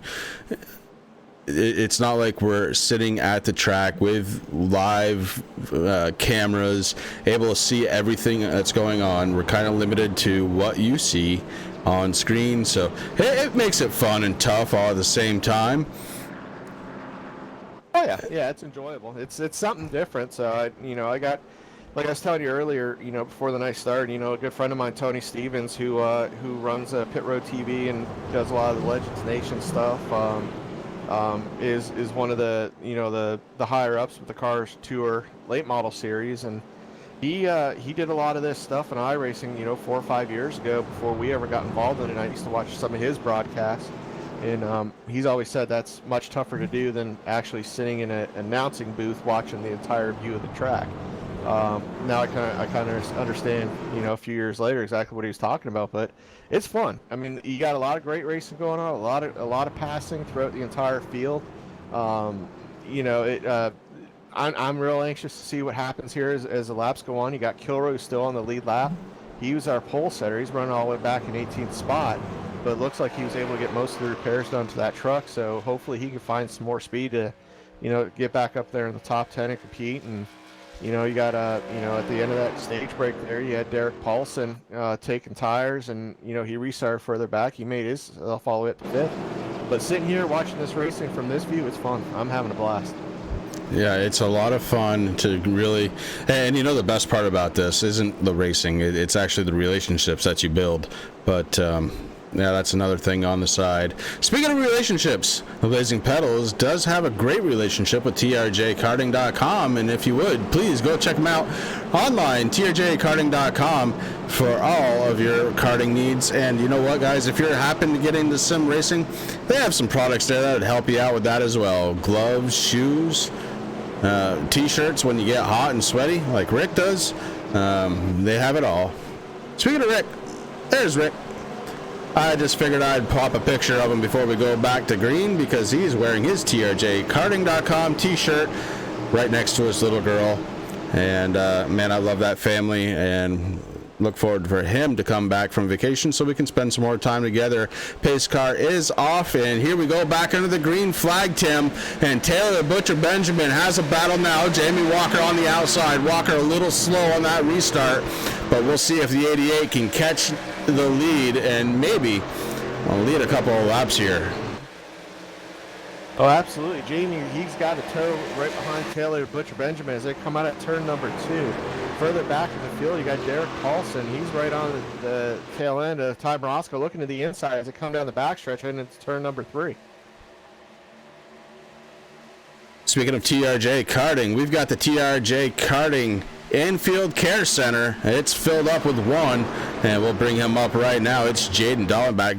Jaden, this is Chris and Tim up in the booth. Do you have a copy? All right, buddy, listen, you went for a little bit of a ride there. First of all, we got to ask, even though it's sim racing, are you okay? Yeah, of course. Okay. Well, I'll tell you why I asked that. I actually know a guy in one of the other leagues we broadcasted. He went into the wall and ended his night. He ended his night with a broken wrist from his steering wheel. No lie, it happens. As we have a battle for the lead, Jamie Walker takes it over. So, Jaden, you were doing okay. You were having a tough night, actually. I'm not going to mix words about it. You were running towards the back of the field, and now you're off track, and you've been in there for about 3.5 minutes on pit road. Are you going to be able to get your 36 back out there? Possibly, yeah. It's been a long night. It has been. Indianapolis, not your favorite track. How do you feel about Bristol next week? Me and Bristol get along very well, so I'm hoping to get this thing going pretty good next week. So we'll find out. Wait, no, I won't be around next week. I'm actually going to Redbud 400 in Indiana, in Anderson, Indiana. Oh no! So you're gonna miss Bristol? Yeah, I'm gonna miss my favorite trip. Oh no, that's no good at all. Well, bud, when life hands you lemons, you make lemonade, and right now we're gonna hope that you can get that 36 back out on track there. 4 minutes 15 seconds you've been on pit road getting repairs. Do you think you're gonna make it back out? Probably not. I'd like to thank A&L Property Services, Lowestar Motorsports, and all the crew back in the shop. They really helped me out in the past couple of weeks, getting ready to get some good stuff going in the next couple of weeks. Slinger Nationals this week, and the Redbud 400 next week, so we'll find out. All right, Jaden Dahlberg, driver number 36, checking in from the Infield Care Center, and that is a really cool addition that we've got this year. Up front, though. Jaden Dahlberg actually out there in the real world turning some laps, so it's good to have him here with us in the Blazing Pedals Racing League. While we were gone talking to Jaden in the Infield Care Center, Nick Rose took a spin on the backstretch but did not bring up the caution, and he backed that into the wall coming off of turn number 2. So right now Nick Rose is out there in the lead lap, but definitely going to have some repair time when the next caution flag comes out. Rick Hammond checking in from Maine. I knew he'd do it, Tim. See, I knew he couldn't stay away. He told me Barbados. Yeah, Barbados, Maine. Yes, that's exactly right. While we were also talking to Jaden, another thing happened. I kind of mentioned it very quickly, but there was a quick battle for the lead. Jamie Walker, last week's winner, able to get around Taylor the Butcher Benjamin. Benjamin was your stage 1 winner tonight, and he didn't have much for Jamie Walker when he got to the back bumper. No, he didn't. Jamie was gone, and there's actually a good battle setting up here in the 5th spot. Brian D's doing everything he can to keep Jeff Hartline, Brockover, Habiak, and Caston behind him. So this is a battle that's been brewing up here for the last couple laps, so they're starting to group up 5th through 10th. That should get interesting here in the next lap or two. Brockover is looking to the inside of Hartline as they turn number 3, falls back in line. Orozco, his tires are starting to wear out. He's starting to fall back into the grasp of Brian Deese, who's running in the 5th spot. Hey, you're right. This is going to become a pretty good battle. Habiak also in that line. If these trucks can stay in line, they're going to be able to catch Dees, and they may make him suffer. We'll find out, because the 97 of Hartline now is on that back bumper. Now it's a matter of how do I get around. It looks like he may be trying for the outside. Dees moves up to the outside to block it off. Hartline has to reset now. Hartline right on his back bumper. Brian Dees under attack. He's got the 97 and the 44. Hartline and Bockover right on his tail. And that's bringing in Ian Habiak too. Habiak able to catch that draft, I believe, and he should suck up into the back of the 44, and he's going to bring Hank Caston in the 5 along with him. Hartline, Brockover getting to the back end of Hartline. They're going to try to team up here coming down the front stretch. You got Hartline running about a half groove lower on the front stretch. Brockover looking to the inside as they're coming down the front stretch into turn number 1. They fall back in place. And he's shot in there, rocking to turn number 1, looking to the outside of Brockover as they head in through the short chute into turn number 2.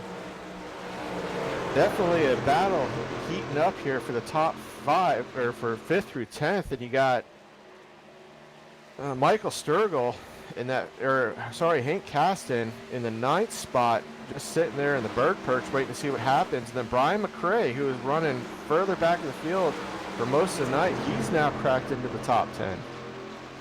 So now you got basically a 6-car battle brewing here between 5th and 11th spot.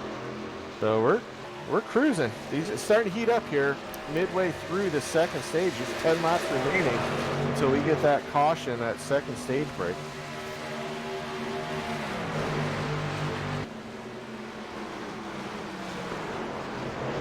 Jamie Walker, your race leader, he's starting to stretch it out just a little bit now. 0.8 of a second over Taylor the Butcher Benjamin.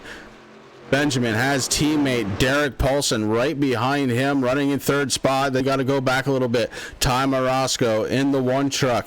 He is leading that big pack of trucks. He's got Brian Dees, Aaron Bockover, Jeff Hartline, Ian Habiak, Hank Caston, and Brian McRae, all right there ready for battle. Brian McRae gets to the inside of Caston. McRae looks maybe try and pick one more off. The 35, looking to move himself forward. Couldn't hold on to it on the inside. Had to let him go. Caston with a good line, able to keep momentum, and the 5 truck continues on in 9th spot.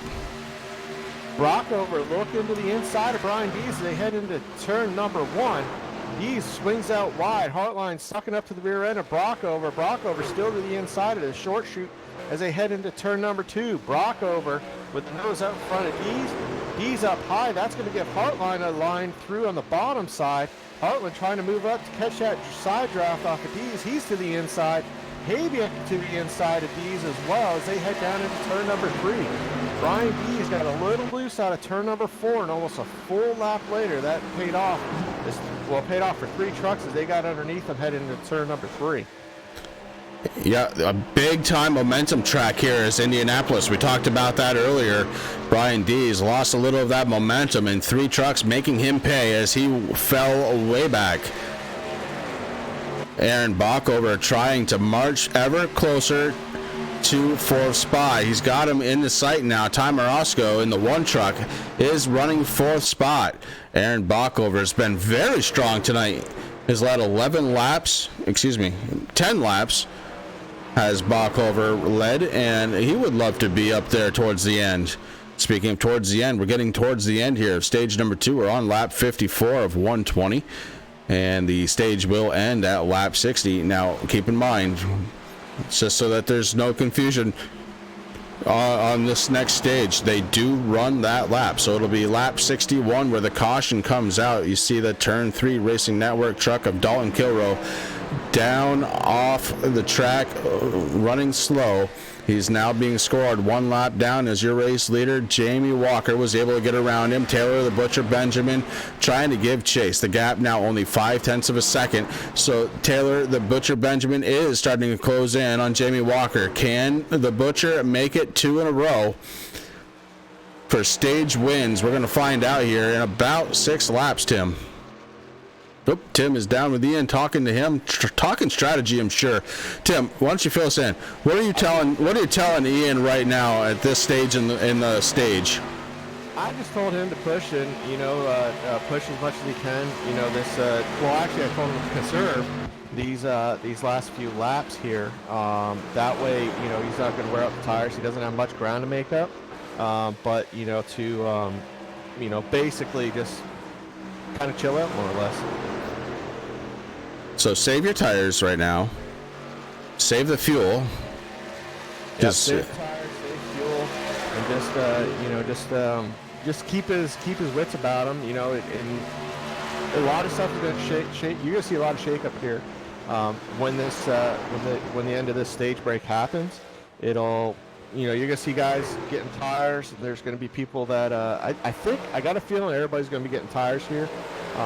You have people that were out here that pitted, I think, on lap 35. You got people that pitted at lap 25 for tires, people pitted at lap 35. And I don't think anybody's pitted for tires since then. So basically, you're going to have a 30-lap run almost on your tires. So it's going to be real interesting what happens during this stage break.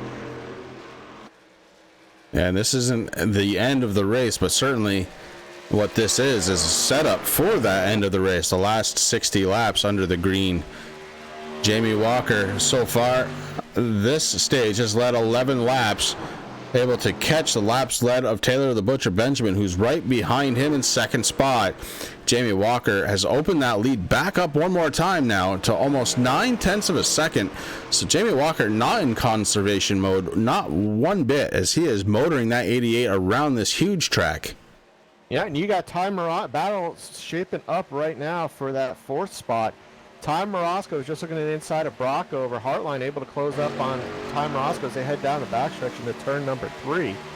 Further back in the pack, you got Brian McRae, Hank Castline. Brian McRae moving to the inside of Castline in turn number 3. Brian Dees, he's fallen back a little bit, but he's still hanging on to that 7th spot. Ian, I have no idea where he went. Oh, he's coming off pit road. So it looks like Ian pitted, which was on our strategy. You're hearing that loud.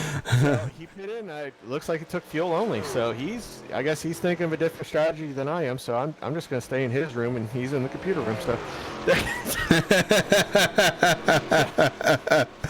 Well, Ian calling a bit of an audible, just taking fuel, but maybe not the worst call right now. If we can go deep into a green flag run, certainly after the caution, things are going to change. They're going to have a lot of drivers that come down. Maybe he's looking for track position. Those short-term gains, though, sometimes not exactly what they're cut out to be, as he will be on older tires. Yeah, he will. Yeah, it looks like he's staying on tires, so he looks like he's looking to do a fuel-only stop and maybe set himself up for 3 sets of tires later on in that third segment of this race, which will be 60 laps. So as we've established, these tires do fall off quite a bit as Ty Morosco's looking to the inside of Aaron Brockover as they head into turn number 1. Jeff Hartline with a huge run into turn number 1. He's right on the tail end of Brockover as they head in through the short chute. Looks like they're going to settle out coming out of turn number 2. Morosco, Brockover, and Hartline. That's going to be for that 4th, 5th, and 6th spot. But it looks like, yeah, if you go 3-tire strategy for that last 60 laps, the one thing I'm noticing looking at lap times of our leader, Jamie Walker, I've looked at Jamie Walker's, I've looked at Ian's, I've looked at a couple others. The fall-off is not as great as what we had early in the race. As the track takes some rubber, it is going to get greasy because of that high track temperature. But after roughly 15 laps, we're only looking, with Jamie Walker, just a little bit under a second drop-off. If you're looking at other, if you want to look at Brian McRae's times, his laps, 57 to, or 54.9 to about a 56.1, so just a little bit over a second on his. Earlier in the race, that 15 laps was about a 2-second drop-off. So that's, as the track takes rubber, tire wear is going to decrease. Might get a little slick because of that high track temperature, but you're definitely not going to wear tires out at the rate that you were earlier in the race. As you were talking, Tim, something caught my eye. Ty Morosco with a huge wiggle out of the 1 as we are working lap 60. So we go back out to the race leader, Jamie Walker. Jamie Walker looking to try and win stage number 2. Remember, this yellow will come out on 61, which is right now. Jamie Walker, stage 2 winner. So huge congratulations to the 88 camp winning stage number 2. It's been a good couple of weeks for him. Last week winning stage 1 and then eventually the race. Now tonight winning stage 2.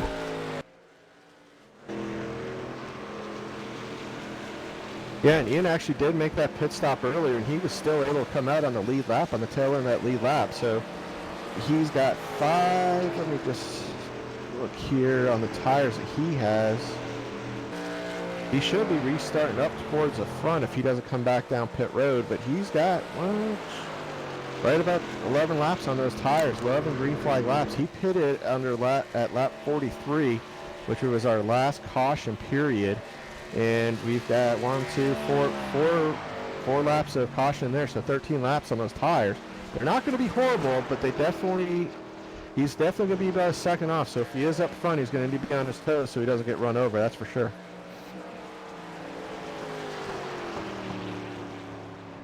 All right, so we got the 88 winning stage number 2. Jamie Walker really looking strong in that second stage. Walker has led 16 laps now. And unfortunately, we have one driver who has so far, until Walker crosses the start-finish line, this driver has the most laps led of this race. And unfortunately for him, we saw him going slow down pit road. Dalton Kilrow, this is Chris up in the booth. Do you have a copy? 10-4. All right, but I didn't want to say it. I can't believe it. 2 weeks in a row, horrible problems. Tonight, we've got a blown motor. Yeah, it thought I could limp it around after that whole netcode thing between me and the 1. After lap like what was it? Lap like 20 something. I thought I could limp it around and try and salvage top 15 out of it if people kept wrecking, but it wasn't meant to be because in the middle of 1 and 2, my engine decided to just go, oop, nope, you ain't making it. Man. It is what it is. I will say this. I did not see any flames on that 24 tonight, and I believe that Rick said it needed some flames. Now, I don't think, and this is supposed to be funny, so take it for what it is, I don't think he meant the flames coming out from underneath the hood. I was actually about to say that myself. I just need to just turn the entire truck into a fire truck. Just paint it all red.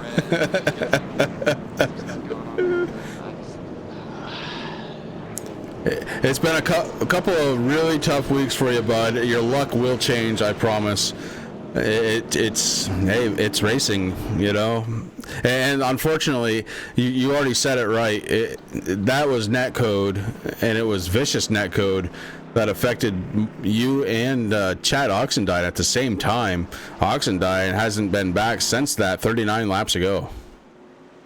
Yeah, I hate to have gotten him involved in that. I know he was fast. I know Jamie was fast. Morosco was fast. When it happened, I was like, wait, what? That happened? He's that far away from me. What? And I tried to stay out of everybody's way and save it as best I could, but that obviously didn't happen. So it's whatever. I'm gonna try and get it fixed again, like the I think 5th time this season. Yeah, it's been tough. It's been really tough. Well, listen, you stick to it. You know you had a dominant truck tonight. I mean, still at this point, you are tied for the most laps led at this point. So I think that's the more disappointing thing than any of that. I know if the whole netcode thing didn't happen, I'd be up there running with Jamie and all them, and contending for stage wins and potentially even the race win. Had I played my cards right, but it is what it is. All right, bud. Well, I'm going to let you go, and good luck getting that thing fixed. I know it's going to suck going around this big track with an underpowered truck, but, who knows? You may get a position or two out of it if you do, and then on to Bristol next week. Oh, yeah. That's gonna be a thing itself there. All right, Dalton, you take care. Have a good weekend. All right, bud. Dalton Kilroe, driver of the number 24, unfortunately, an early engine expiring. And, man, that was a fast truck, that 24. Turn 3 Racing Network truck was looking good on track. And netcode, what can you say? Here we are, stage number 2, the man right there in the center of the screen, the 88, was your stage number 2 winner. Ian Habiuk took pits about 7 laps ago for fuel only, about 15 laps ago for tires. Ian Habiuk decides to stay out, grab himself a lap lead, and that is going to get him some bonus points in this very long season. BPL fan, I see you out there. I'm trying to recap it up for you here, bud. We've had 7 different lead changes against 6 drivers. It's been very entertaining. Just a couple of cautions here tonight, nothing major. We had one that was definitely netcode, and that took out, unfortunately, a couple of drivers. And we had a self-spin. I think that pretty much leads us up. Taylor the Butcher Benjamin, driver of the number 10 Dr. Squatch truck, won the first stage, and second stage belongs to the 88 of Jamie Walker.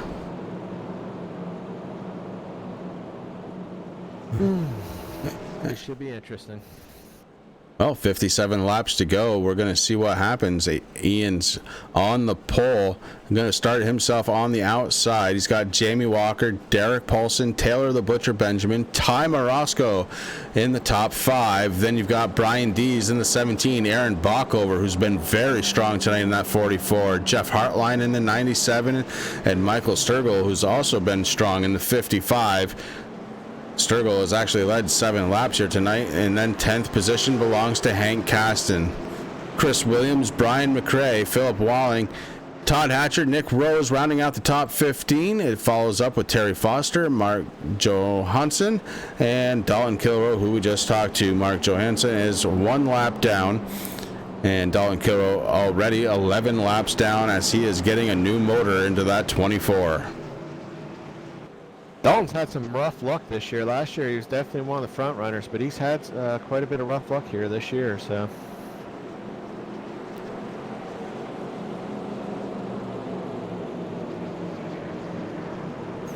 Pace car lights are off as we get ready to send these trucks back under the green flag. Ian Habiak has got a huge challenge in front of him right now, Tim, and I'm not. It's alongside of him. It's behind him. It's all around him. You're absolutely right. I talked to him during the break, and what he said he wanted to go for was a three-change strategy in this last 60 laps. Everybody else has 2 sets of tires left. He has 3, so hopefully that'll pay dividends come the end of the night. I don't know. We'll see. We'll see if you made the right call on it or not. So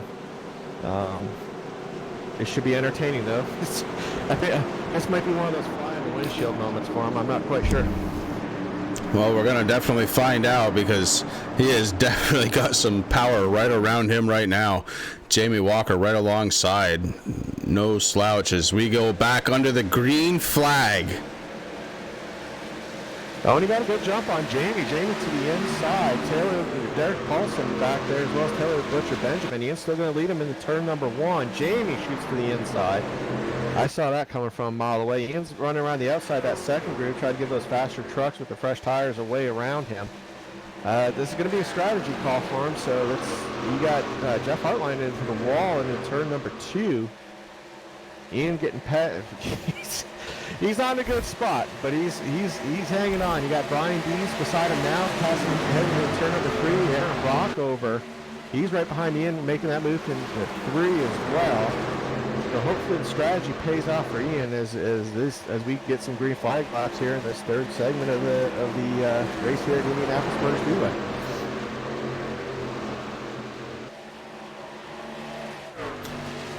Jamie Walker with a huge lead already as we cross the start-finish line, getting ready to start lap 67 here at Indianapolis. Taylor the Butcher Benjamin 1.3 seconds behind.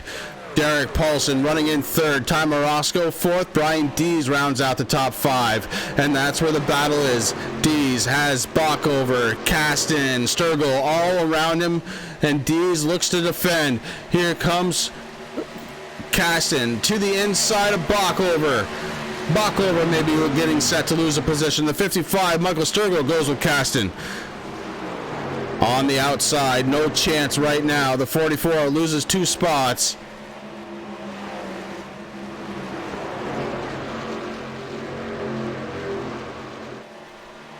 And Bockover now back to 8th position. Jeff Hartline starting up the second group. Hartline has Brian McRae, Chris Williams, and Todd Hatcher right behind him. Nick Rose in that group, along with Ian Habiak, who in just a couple of laps on those old tires has fallen back to 14th position.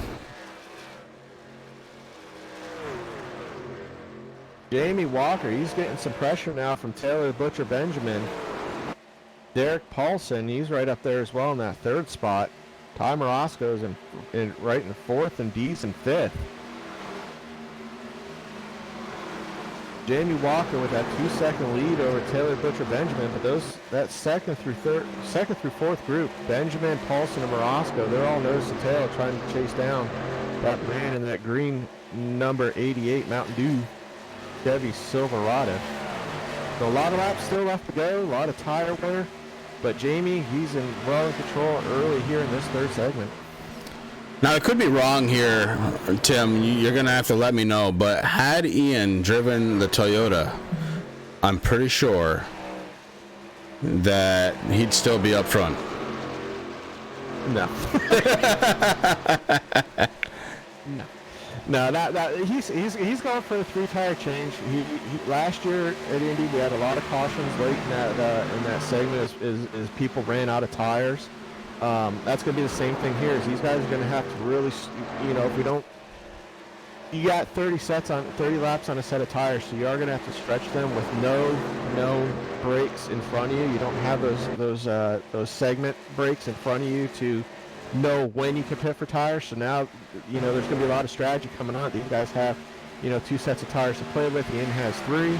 I think there's a couple people further in the back as well. Phillip has 3 sets of tires as well. So it's going to be interesting to see how it unfolds. That may not be the right strategy, but the reason he tends to run these longer segments and try to stretch his tire life is he's always been faster in, say a 30-lap run. He's always been faster the last 2/3 of that run. He's not a very fast driver on fresh tires or right out of the chute. He tries to get a lot of life out of them, so I guess that's the play that he's trying to make tonight with these guys.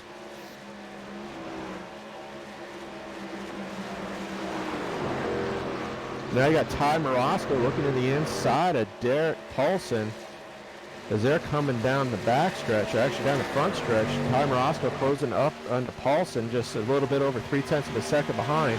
That's for that 4th spot. Butcher Benjamin put a little bit of distance on Paulson, who's running 3rd. Ty Morosco, he's all over the back bumper of Paulson as they come down through the short chute in through turn number 2. That is your battle right now for the 4th spot. And everybody else pretty much in the field is strung out. After that restart, you got Brian Dees running out your top 5, followed by Sturgill, Rockover, Caston, McCrae, Hartline, Williams, Hatcher, Rose, Hadiak, Walling, Foster. Those are all your trucks on the lead lap. Mark Johansson, he's your first truck a lap down. Kilrow, he's still in the pits trying to put a new engine to that deal, 16 laps down. Jaden Dahlberg, he looks like he packed it in for the night, 26 laps down. And Ashton Slice, 41 laps down, he packed it in for the night as well. So you got 16 trucks on the lead lap. Johansson and Kilrow are the 2 trucks that are a couple laps down and trying to get as much points for this evening. And Terry Foster running back in 16th position. Hard to believe he was so fast in practice, starting on the front row tonight, and the 86 having a little difficulty finding his way back to the front. Now that doesn't mean he's not going to get there. He may be running some sort of strategy that I'm unaware of, but Terry Foster way back right now looking to try and work his way forward. It was a great interview that he had with Caston. I wish I was kind of a part of that. Yeah, unfortunately I missed that, so I'm going to have to go back through the replay and watch that. I caught the tail end of the conversation, so that's something I definitely want to check out at the beginning of the broadcast. Yeah, pretty good stuff right there. And even Terry has said, hey, listen, I got a little emotional talking to him about it, so good story. And Hank Caston, thank you for your service. Oh, we got a battle heating up there for the 2nd spot. Paulson and Morosco, they've closed up to the tail end of the Butcher Benjamin. They're trying to chase down Jamie Walker, but Jamie Walker keeps on spreading out that lead. He's at a 2.4 second lead over the 2nd place, but you got Paulson and Morosco right on the tail end of Butcher Benjamin for that 2nd spot as they head in through turn number 3. A good battle shaping up for 2nd, as you said. And there's a couple of theories here. So you got Jamie Walker, who's just absolutely dominating the field right now. 2.4 second gap back to Taylor the Butcher Benjamin. And what he's doing is, well, he says, I've got another set of tires. I might as well burn these up and get as big a lead as possible. The other way to do this is to not burn up your tires. Try, kind of be gentle on them. Try and make them last a little bit longer eventually. Trying to find speed at the tail end of the run, and I don't know. I'm not sure which way I would want to go here. I mean, look, the track is 105 degrees right now, and it's been kind of hovering between 102 and 105 all night long. At that temperature, even trying to save them, Tim, I guess what I'm going to get to is even trying to save them, you're killing those tires. So you might as well use them up if you think you can. If you think you can hang on to it. certainly we're looking into a pretty long green flag run already.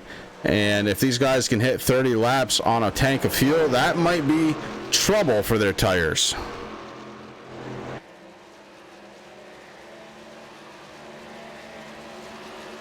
Rick, I'm glad you went back to the start and caught that. That was something else. All right, now you got some moves. Looks like Ian is starting to check up. Terry Foster got loose coming out of turn number 2. Probably see who that was. That's Philip Walling that made the pass back there, further back in the pack. And right now it looks like Benjamin's got a little bit more of a comfortable gap between Paulson and Morosco. He's able to spread Trouble out. for the 86, Tim. Trouble for the 86. His motor's on fire. He's trying to roll it up to get it off track. The 86 up in fire. I did not see what happened to Terry Foster there. That is very... Gonna have to go back and look at that one, see if there's some place that he hit the wall or got loose. Unfortunate turn of events as the smoke still lingers. These trucks going through it now. Terry Foster off track.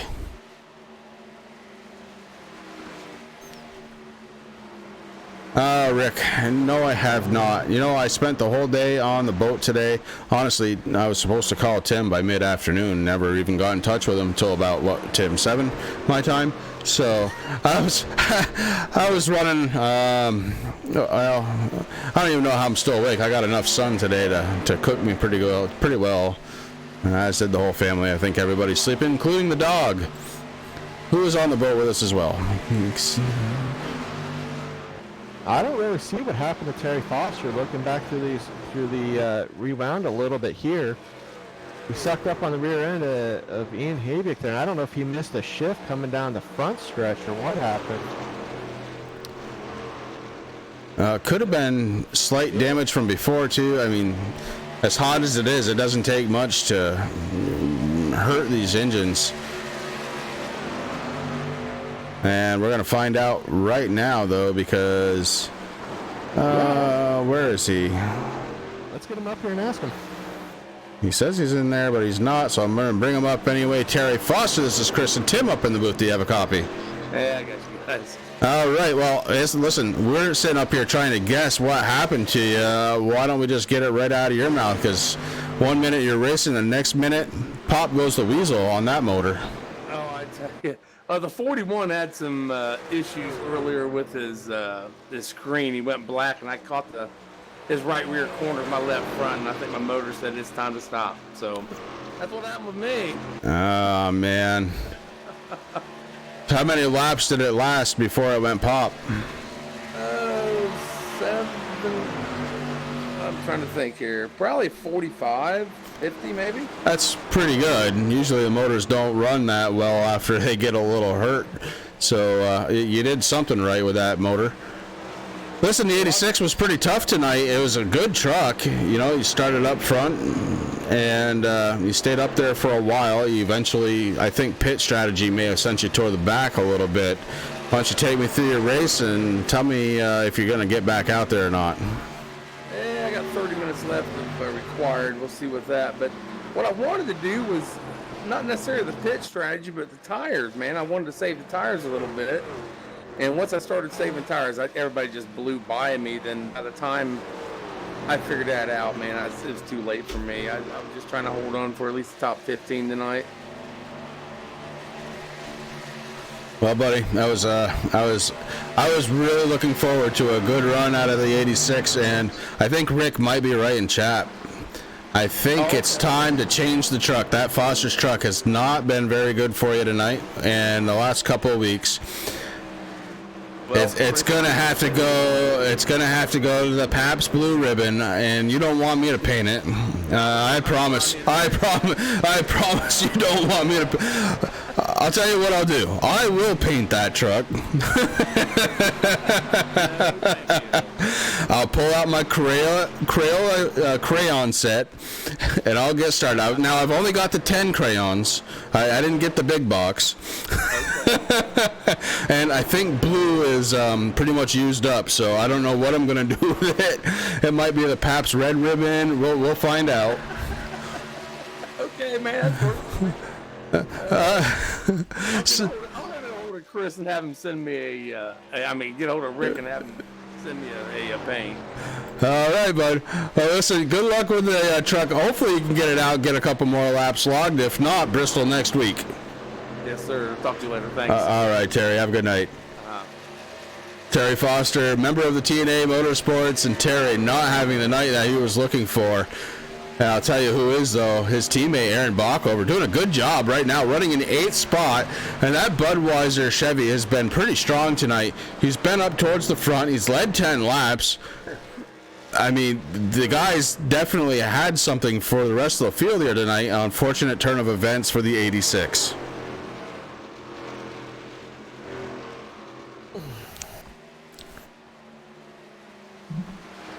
Time to check in on the field. Of course, you have Jamie Walker up front. 4.6 seconds is the lead back to Taylor the Butcher Benjamin. Paulson in third was starting to close in on the back bumper of the 10 truck. Not so much anymore. He is heading back a little bit. He's got Ty Morosco right behind him. Morosco, hard left-hand turn. What happened? It almost looked like he was thinking about coming down pit road. No. Hard into the inside retaining wall. The one truck comes to a complete stop right at the pit road entry. And that is interesting. That almost looks like wheel failure, perhaps, or I don't know. I think that's what happens with these tires. You get about 10 or 15 laps, the rear end of these trucks gets so light, and that's one of the danger spots is turn 4 and turn 2. Turn 2, you develop a really hard four-wheel slide. Turn 4, it wants to swing that rear end around on you. And I think Ty was sitting there waiting for a caution, but he was not on the racing surface, so he did not get that caution. We stay under green. Yeah, must happen on the racing surface for that caution flag to come out. And as you said, it did not. Jamie Walker coming down pit road, your race leader, giving it up. Time for new tires for the 88 machine. That gives the lead back to Taylor the Butcher Benjamin, winner of stage 1, and he's got teammate Derek Paulson right behind him. Brian Dees now running in 3rd spot. Michael Sturgill up to 4th. Everything's changing now. Brian McRae in 5th spot. The Dr. Squatch brothers running 1, 2, and 5. Taylor Benjamin, he's got that pine tar. Dr. Squatch, I know Rick talks about it all the time. I haven't talked about it all night, but that stuff's awesome. I just ordered their shampoo and conditioner. But that soap, it's got like little pieces of pine wood in there. It's, exfoliating scratching experience. It's awesome. I love that stuff. All right, fine. After the race tonight, I'm going to use code SURSA15. I'm going to get my 15% off. I'm going to try that Pinewood tar. If you're going to nag on me about it, and Rick's going to nag on me about it, and they did honestly have a couple of trucks in the top 5 last week, and my deal was with Brian McRae. He didn't have the night he was looking for, but I'll tell you what, after this race, all right, fine, I'm doing it. You got to. Pine tar is awesome. Pine tar. Yeah, you get it's got little pieces.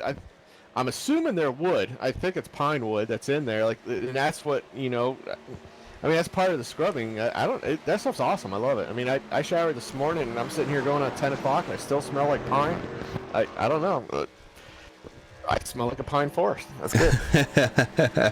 Well, I'll have to give it a shot. I mean, it's time. Bay rum or crisp IPA. I won't do the crisp IPA. I can't. If I go around smelling like beer, people won't want me to work on their cars. It's a weird thing.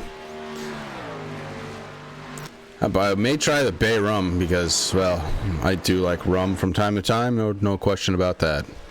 We got who do we got up there? We got Brian Dees, Taylor Benjamin, and Brian McRae. Yep. Wow. The Dr. Squatches out front, they got a good handle on this thing on the top 5. Three trucks in the top 5. Jamie Walker just pitted for tires.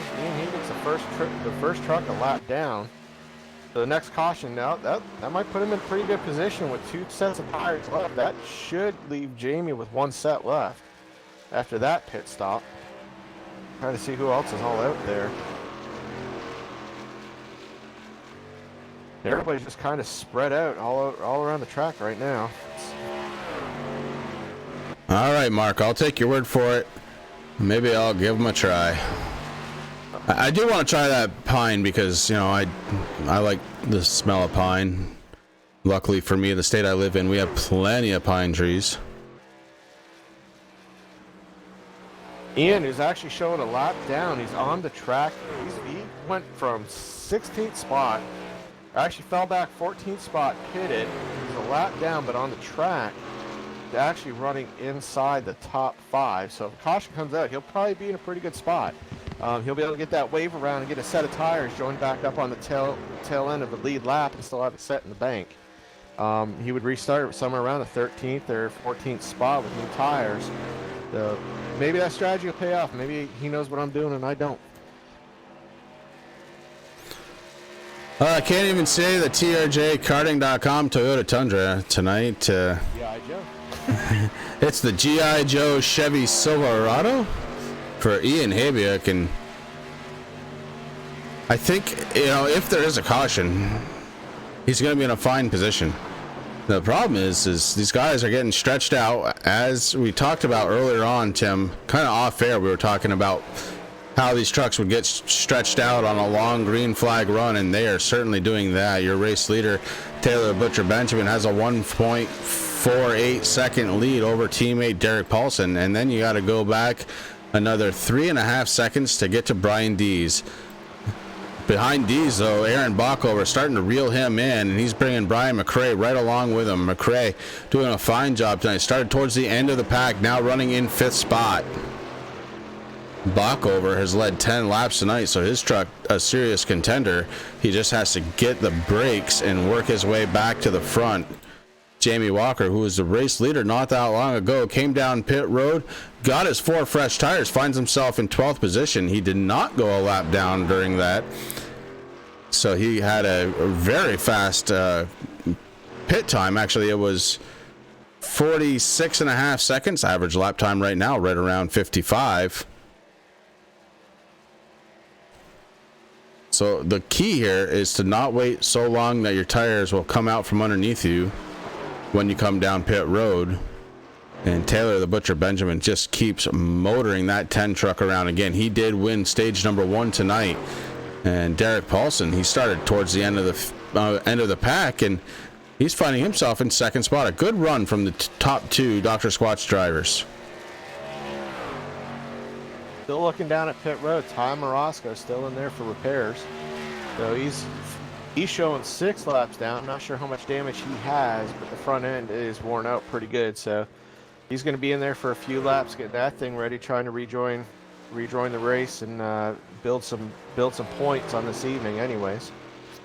Yeah, it wouldn't surprise me to see him in there for a full half hour or so, as he really hit that inside wall. I believe I saw smoke coming out from underneath it. I want to give a shout out to Dalton Kilroe. Dalton, the man who never says die. That poor guy lost a motor again tonight. The 24 was definitely the odds-on favorite early on in this race. He was blazingly fast, led 17 laps to start this one off, and then Netcode struck him. Nick Rose hitting for, looks like he's making his final pit stop with 4 tires and fuel. His lap time's been up there. He's got a little bit of damage from the right rear from earlier on, spinning down the backstretch, eating that inside wall. Did not bring out a caution, but he does have some damage. It looks like the team got that thing rolling, so he stopped for tires and fuel here on lap 89. We got 30 laps left in this race.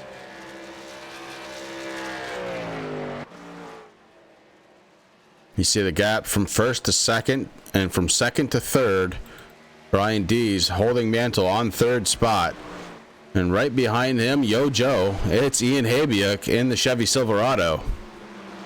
Ian is still being scored. The first truck 1 lap down. Nick Rose running 14th behind him in the 41. Also 1 lap down. Mark Johansson also 1 lap down in the 00. Chris Williams in the pit road right now. He's taking on 4 tires of fuel. Pit crew's on the inside, doing the inside tires. He's down and away. Looks like we're going to start cycling through tires and pit stops as these laps count down here at Indy. in the Blazing Pedals League. Well, we know we have. Todd Hatcher, he's heading down to pit road now as well. On that Snap-on Chevy Silverado. We know we have 30 laps or so in a tank of fuel. And Hardline's on pit road now too.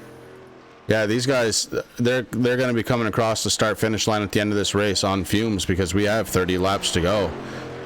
So it's a good call, I think, to get your tires as soon as possible. Try and get the most amount out of them. But Ian's got an extra set of tires. He still has to figure out when he's going to take. Caution. No, we don't want to do that. No, Ty was, when Ty spun out there, it was looking kind of good, and then he wasn't on the racing surface. I was like, oh shoot. So that's not good. But he's definitely going to need a break somewhere in there, a caution flag. But as you said, everything is getting strung out. Right now we only got 15 cars on the track right now out of 23 that started. So unless we got some type of restart here, those guys that pitted for tires early are trying to stretch them out. It's gonna definitely need some type of break or caution here as the laps wind down to get back on the lead lap and get a set of tires to get rolling again. I've got 8 drivers out there that still haven't come down pit road, and the danger, of course, is when you're trying to whoa up with 30 lap or more tires to spin that truck around. So I can't count out the caution right now as Hank Caston coming down pit road. I will say this, though, the entry onto pit road here, very easy. One of the easiest on the whole circuit. I've seen a lot of people practicing the pit road entry and actually spinning it out there in turn coming out of turn number 4. You're trying to carry so much speed out that it is a big long entry into it, but these guys are trying to carry so much speed out of turn 4 to get onto pit road as quick as they can. Yeah. And you actually see quite a few guys actually try to overdrive it more or less into the entry of that turn, or the entry of pit road. Yeah, that is the other side of it, right? You're trying to carry as much speed as you can to get on and off pit road as quickly as possible, and certainly that can allow for problems. And speaking of problems, we saw it just a minute ago. Taylor the Butcher Benjamin came off that corner sideways. The 10's tires are shot, ready to go away, as he has built up a 3.6 second lead over teammate Derek Paulson. Hank Caston just made a pit for 4 tires and fuel. He's entering the track right in front of Chris Williams in the number 13. So he'll be heading out, finishing this race on a fresh set of tires and fuel, trying to stretch that out to the finish on lap number 120.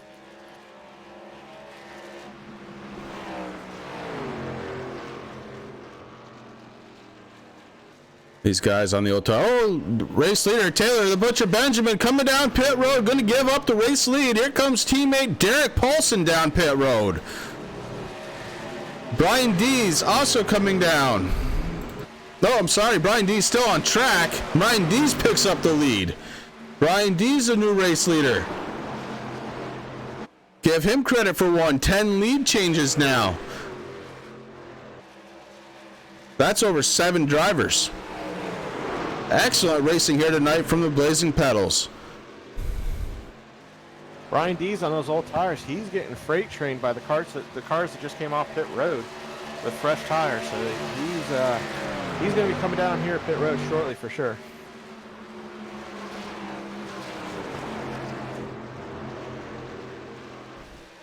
Here's where it becomes a fine line. You want to get the bonus points for leading. You don't want to get freight trained. These guys with their fresh tires going way faster. Dees steps out sideways in the 17, able to save it. But you don't want to stay out there too long with all these trucks. New tires, they are blistering fast with those new tires. Track seems to be cooling down a little bit, down to 99 degrees, and that is going to help these guys get around this track even faster.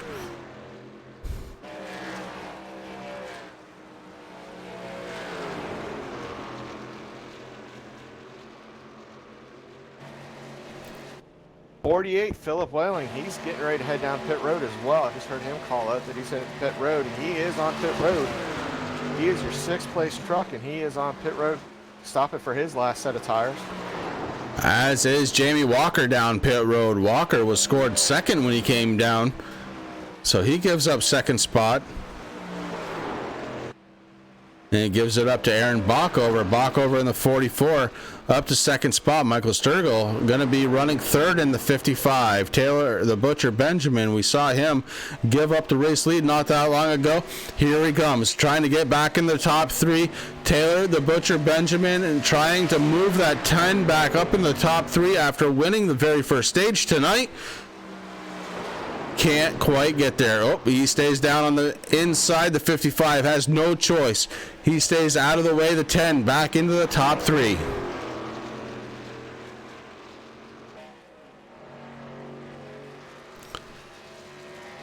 Sturgill coming down pit road to receive pit service. Will it be for the last time tonight? We'll find out. If these guys are able to go under green, it's probably going to be the last time. And that little thing that Ian was trying to do may be starting to pay dividends. He's back on the lead lap. Ian Habiuk running in 12th spot, lead lap.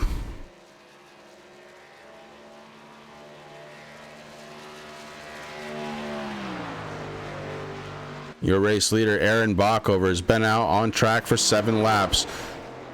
Fresh tires for the 44 machine. Taylor the Butcher Benjamin was down pit road 2 laps ago. Slightly fresher tires for the 10 truck. The gap 3.4 seconds from 1st to 2nd. In fact, you can see them on the screen at the same time coming down the long front stretch. Our 1st and 2nd positions, Bockover and the Butcher Benjamin. Derek Paulson also on that front stretch. He's running that 6. He's running 3rd again. It wasn't that long ago. Tim, when Taylor the Butcher Benjamin and Derek Paulson running 1 and 2.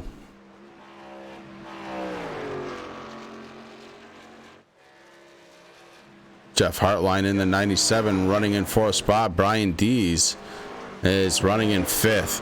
I believe we have cycled through all the pit stops now. We have, after double checking. And Ty Morosco, he's back out on track, so he can pick up a few spots over Johansson, who's 6 laps down. He's got 9 laps, and he should may be able to make a pass, pick up a couple more spots. But Morosco's back out there. So huge credit to his crew, because I'm pretty certain I saw smoke rolling out from underneath the 1.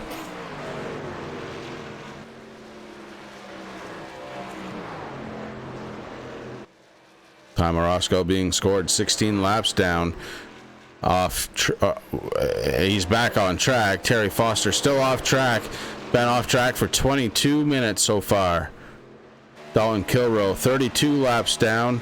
Dalton had a motor expire. He was on pit road for 33 minutes 13 seconds before he could get that 24 machine back out on track. Oh, here's Taylor the Butcher. He's on the rear end of Aaron Bockover as they head into turn number 4, come down the front stretch. Looking to the inside. Taylor's looking to the inside as they're coming down the front stretch. Across the start-finish line, Taylor, your new leader, heading into turn number 1. Bockover settling back into that 2nd spot. The Butcher's been so fast tonight, winning stage number 1 with 21 laps to go, finds himself back in the lead, and he is starting to stretch already. Aaron Bockover sitting in 2nd spot, and 3rd belongs to Derek Paulson, the 2nd of the 3 Dr. Squatch drivers out there. The 3rd Squatch brother running in 9th position, that's Brian McRae in the 35 machine. He's trying to get around the 13 of Chris Williams. Nick Rose running in 10th position behind those 2 trucks. Here comes Brian McRae to the inside of Williams. McRae has a good run heading into the corner now. The 35 picks up position, and he is now 8th spot.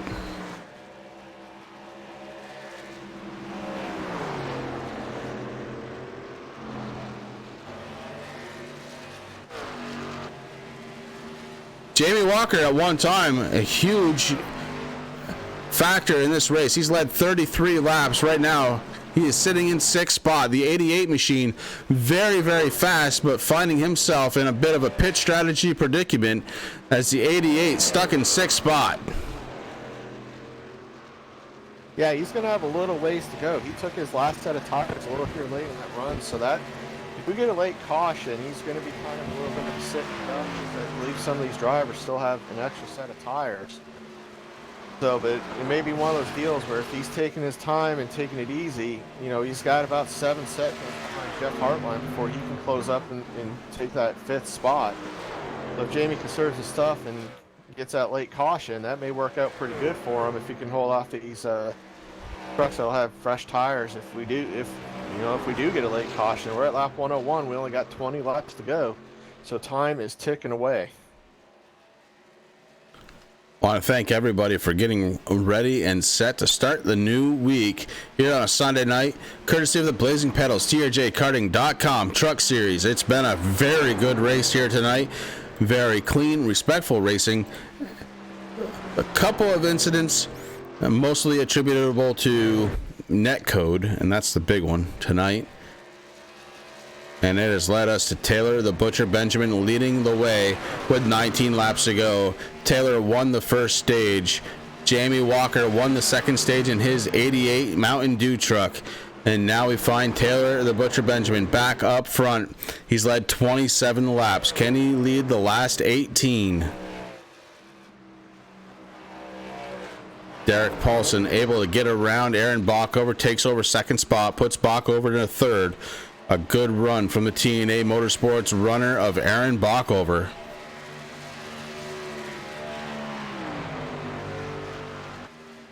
It looks like Bockover and Hartline, their tires are starting to fall off a little bit. Jamie Walker's closing that gap in the top 5.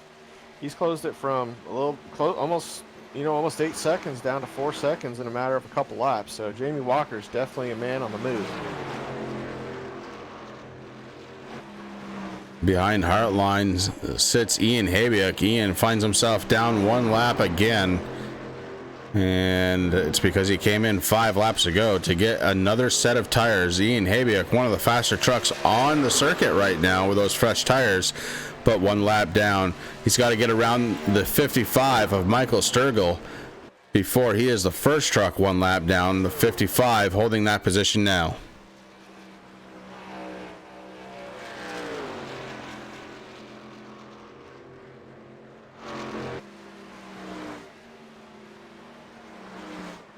They are pretty much all strung out around this 2.5 mile speedway.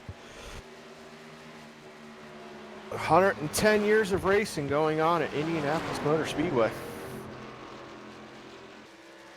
Next year, this track actually be hosting the July 4th weekend for the NASCAR Monster Energy Cup Series. Actually, next year, I don't even know what it's going to be called. I think that is next year or last year. They'll be moving that July 4th race from Daytona to Indy. Daytona will become the cutoff race for the regular season next year. That'll be interesting to see how Indy handles the July 4th weekend up there. Definitely not going to be a break from the heat, that's for sure. I know Indy was up close to 100 degrees today. Daytona was a balmy and humid 91, so I don't know which one's better. They're both going to be hot. Very hot. At least you get an ocean breeze and a thunder shower every afternoon in Florida. You might get a tornado in Indy. Right.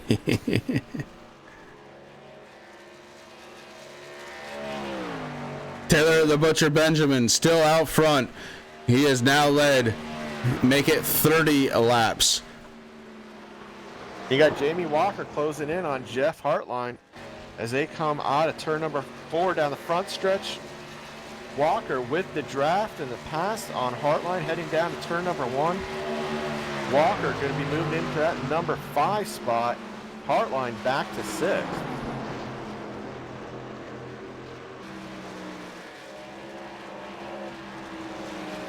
Jeff Walker, he definitely has a line around this place. He's been very consistent all night. He's been fast. Between him and Taylor, they've been out front of this field, definitely the most consistent truck on the track. And they definitely got this place figured out. Oh, between the two of them, they've led 63 laps here tonight. So, yeah, I agree. Between the two of those trucks, they have got it figured out. Unfortunately, Walker, I think pit strategy may be biting him a little bit as he is really far behind the race leader right now, about 16 seconds.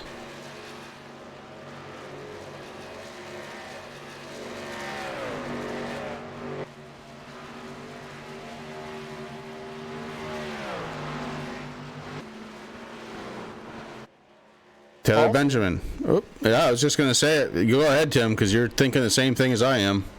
Yeah, Paulson's starting to close in on Benjamin as these laps went down. He just knocked off a half second there on that lap, and Paulson's been all through the field. He's been as far down as just right outside the top 20, middle of the field, and he was at the front of the field earlier during the start of the race, and he's kind of been all over. But as the laps wind down, he's got 13 laps to go, and he's starting to make his way back up towards the front. So far this stage, caution free. These guys really putting the hammer down though, because speed has not fallen that much. And Taylor the Butcher Benjamin has been leading the way most of this stage, and in one more lap will tie Jamie Walker for the most laps led. 2 more, and he will have that bonus point wrapped up.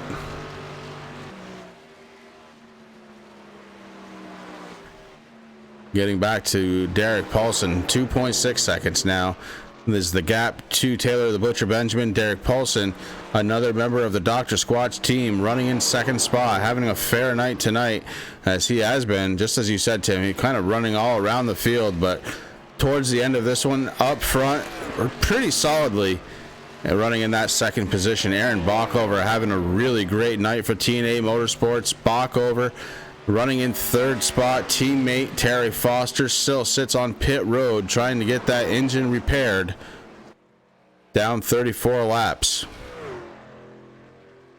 Yeah, Derek Paulson, he started 17th. He was one of the drivers that didn't take time during qualifying, so he started 17th out of 23 trucks. I keep on saying cars, but I might get it with 10 laps left that they're trucks, not cars. But he started 17th, and he's hanging on to that second spot. He just can't close the gap on Taylor Butcher Benjamin. Taylor's keeping about a 2.3 to 2.4 second lead over Paulson, and Paulson, obviously they pitted close to the same time on tires, so he's not really going to make up much ground unless there's a bobble by Taylor here. I don't know if Derek's going to be able to close that gap as we're getting ready to close out this race.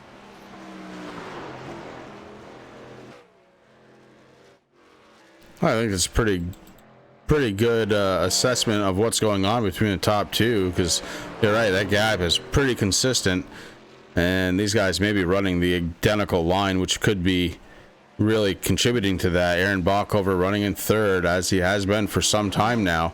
Bockover doing a fantastic job tonight, looking for a top 3 finish out of his TNA Motorsports number 44.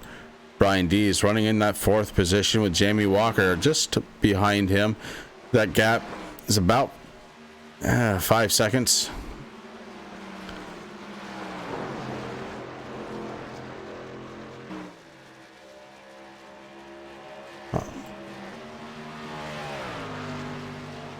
Check in with the 3rd and final Dr. Squatch driver here tonight. He's running in 7th spot. It's number 35, Brian McRae. Brian's been very quiet tonight, but he has been effective. Started towards the end of the field and has worked his way up to 7th spot with 10 laps to go.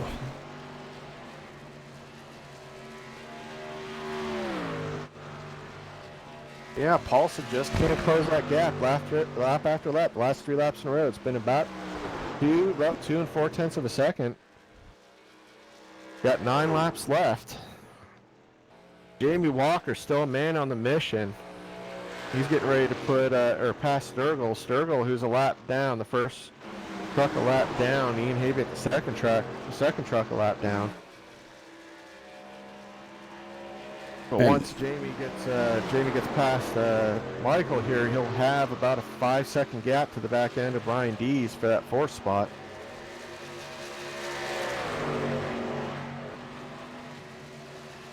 Sturgill has to be a little bit careful how much he races the 88 right now, because Ian Habiak is coming. And if Ian can catch him and get around him, that would put him in a position to be the first truck on the one lap down, I guess, and ready and set for the lucky dog should we see a caution.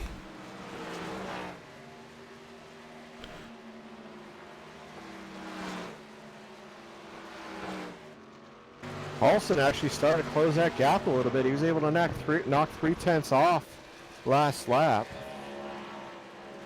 I think the vehicle Ty Marosco got in between, in front of Taylor, held him up a little bit, but Derek was able to close that gap just a little bit.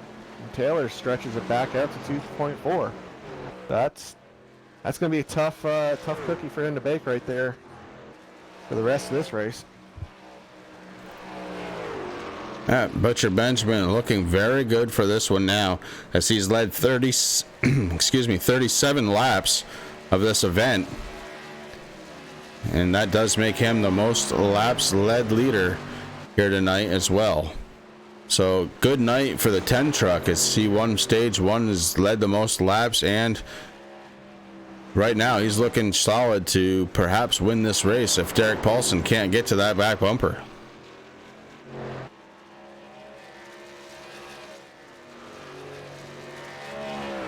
Track temperature down to 94 now, so it is really cooled off, 11 degrees from its highest of 105, and that is definitely helping these guys get around this track a little bit. And the most exciting battle is for that one lap down position. Ian looking to the inside of Sturgill as they head down the front stretch. Ian's going to make that pass on the inside. Sturgill hanging tough on the outside. In through the short chute, Sturgill slides up a little bit. Ian gets by. Ian is now the first truck a lap down. Should a caution come out, he'll get that wave around. Yeah, he's running 12th spot too, so not the points night we were looking for out of Ian, but not a horrible night either. Nope. Then Nick Rose, who hit that wall earlier coming out of turn number 2, he's made a pretty nice recovery. He's up there in the 8th spot. And then Chris Williams in that 13 pea green. That's a rough color on a truck. Any way you look at it, that's a rough color. But it stands out. It does. No, but he's right there. He's right there on Nick. They're going to battle it out for that 9th and 10th spot before this thing's over. Then Brian Dees, he started to close up on Brock over a little bit, just about a second gap for that 3rd spot. Jamie Walker, he's still holding tight in 5th, about 4 seconds off of Brian Dees. That gap is closing, and not closing fast enough, I don't think, for Walker to catch Dees before the end of this one with 6 laps to go. But Jamie Walker proving once again he was one of the faster trucks here tonight, and he is making up some serious time. He's going to run out of laps before the end of this one to make any more position, I believe. You know, I'm very curious if Brockover can hang on to that 3rd spot. I'm very curious to ask him what at the beginning of this stage here, when not this stage, but when the last cycle of tire stop, last cycle of pit stop cycle through, he had quite a commanding lead, and then he just kind of fell back, and he's been kind of sitting in that 3rd spot. So I don't know if he had any contact with the wall or just didn't like that new set of tires when he first got out on them, but he did. He had a pretty good sizable lead, and then he fell back to that 4th and 3rd spot, and he's just been sitting there here for about the last 20 or 30 laps. Yeah, and it seems like he's maintaining that gap between himself and Dees in the 17 right behind him. You're absolutely right. At the very beginning, maybe those fresh tires just weren't what he was expecting, or maybe it wasn't comfortable after driving around on older tires for so long. You know, you kind of get into a rhythm, and that rhythm gets broken by having new tires. That'll be an interesting question for the 44 of Aaron Bockover tonight. Yeah, you see it a lot on the iRacing service, like when we run like the B races or C races, you know, well, more of the B races, B and A's. When you have the pit stops, some of these guys that run green flag pit stops, and a lot of the times when you start cycling through those pit stops, you get new tires on there, and you've been you've had old tires on there for 20, 30 laps. You get those new tires on there, and you see a lot of times where these guys just overdrive the car and, you know, spin out or wreck or what have you. You would think the opposite would be true, you know, with new tires, but sometimes you're in that rhythm for so long, putting new tires, like you said, it's not always comfortable. Well, I can certainly speak to being out on tires for a long time. You know, there was a time when I did a 24-hour event at Daytona, and you know, you're running around the track and you're running around, and you get used to it. You get those new tires on, and I'd actually have to slow down more than when I had worn tires, because I didn't, exactly like you said, I did not want to overdrive the car. Also, doing a 24-hour event with only 3 guys is tough. There we go. I've put that out there. And Rick, yeah. And Rick, if you're out there, yes, it was tough waking me up for that final stead. I agree. I'm sure there's a story behind that one. Well, I'll tell you, because there was 3 of us, we were running doubles and triples, and and we also had a birthday party for my daughter, so it was really tough getting up for that final stand. He called, text, and oh boy. 2 laps ago, though, for Taylor the Butcher Benjamin, that 10 truck looking good, and caution out on track. Caution on track, that may change everything. No, it won't. The caution for the 6 truck, who was running in 2nd position. Derek Paulson takes it sideways on track and gives up a lot of position, moves Aaron Bach over and Brian Dees from 2nd to 2nd and 3rd, respectively. Jamie Walker also able to get around Paulson, and that was a self-spin out of the 6 of Derek Paulson. It's green, white, checker, huh? Green, white, checker. Ian. Oh, man. No, because you got to get the wave around.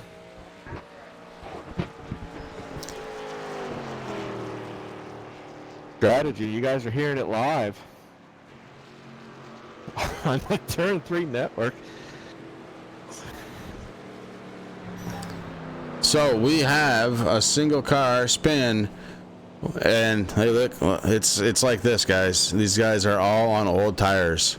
Derek Paulson, 26 laps. No, excuse me. Derek Paulson, yes, 26 laps since the last time he was on pit road. The tires are spent. The emotions are spent. The arms are spent. There's really nothing good about racing this distance on this track, Tim.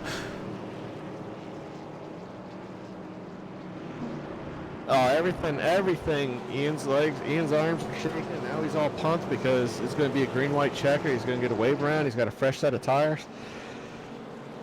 All right, this is Daddy coming out here. So let's see what happens here. This is going to be, I don't think anybody else has tires, so I think everybody's going to be staying out for that green, white checkered. Taylor Butcher Benjamin, he's been out in front all night, so I don't see how he can give up that track position. I don't see it. Aaron Brockover's coming down, so maybe Brockover has a set of tires he's been sitting on.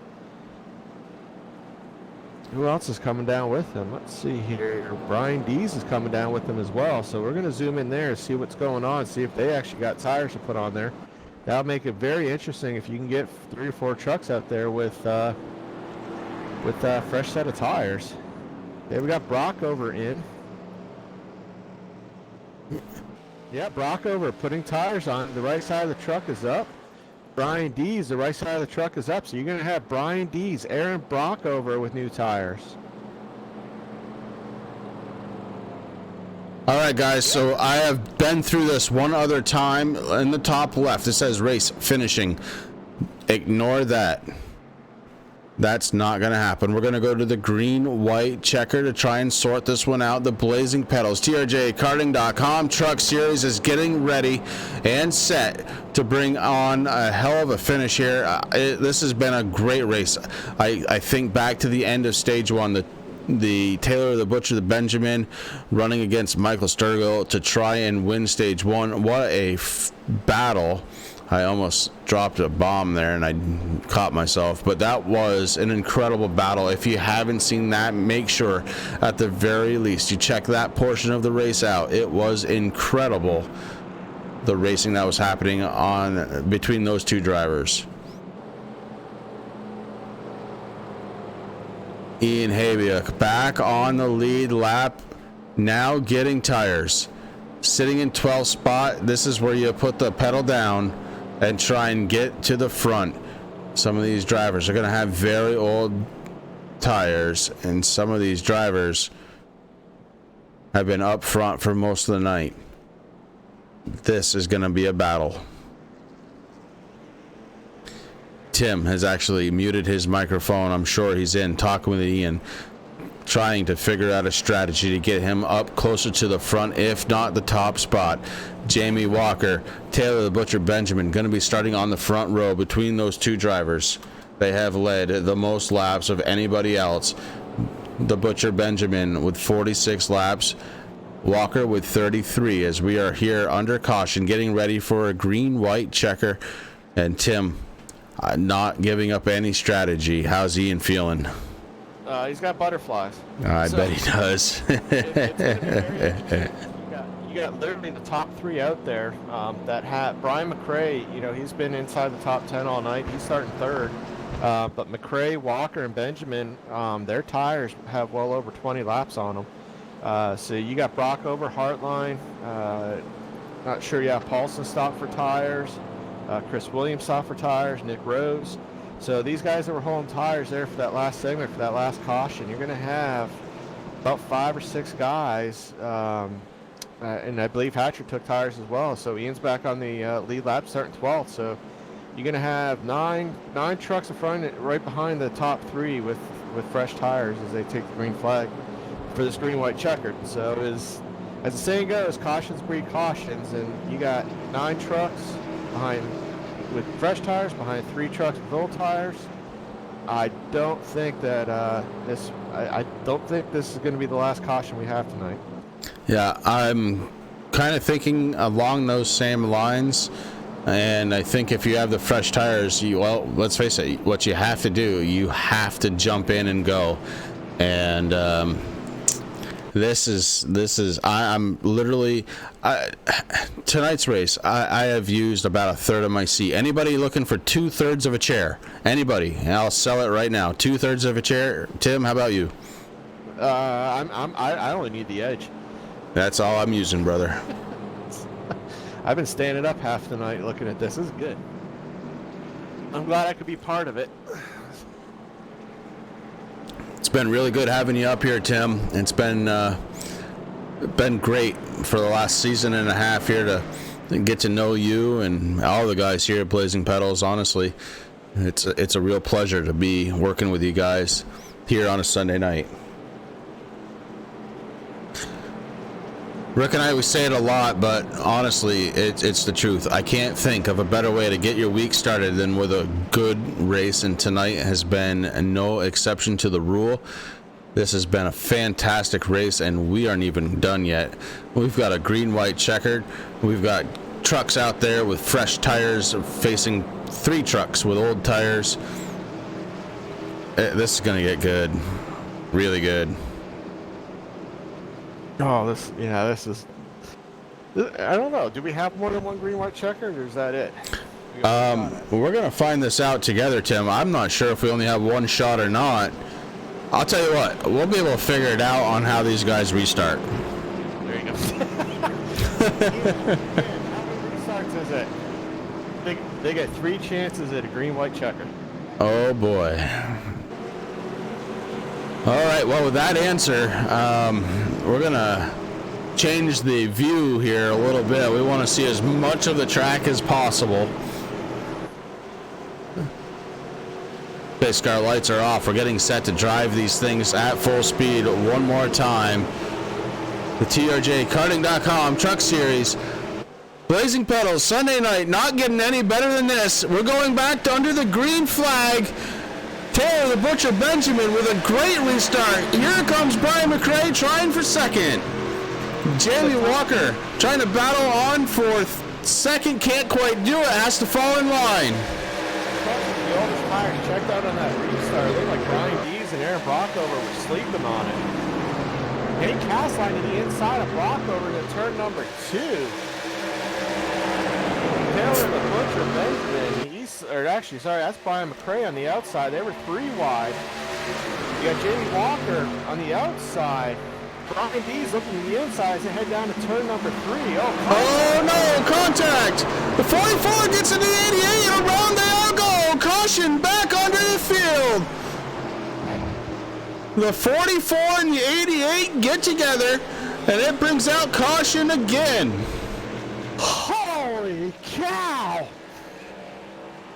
Alright, that's my nerves. I gotta take a stimulus here. Yep, blood pressure up. I got my blood pressure cuff sitting right beside me, Tim. If you need to use it, I'm not even going to bother. I'm going to tell you, it's high. There we go.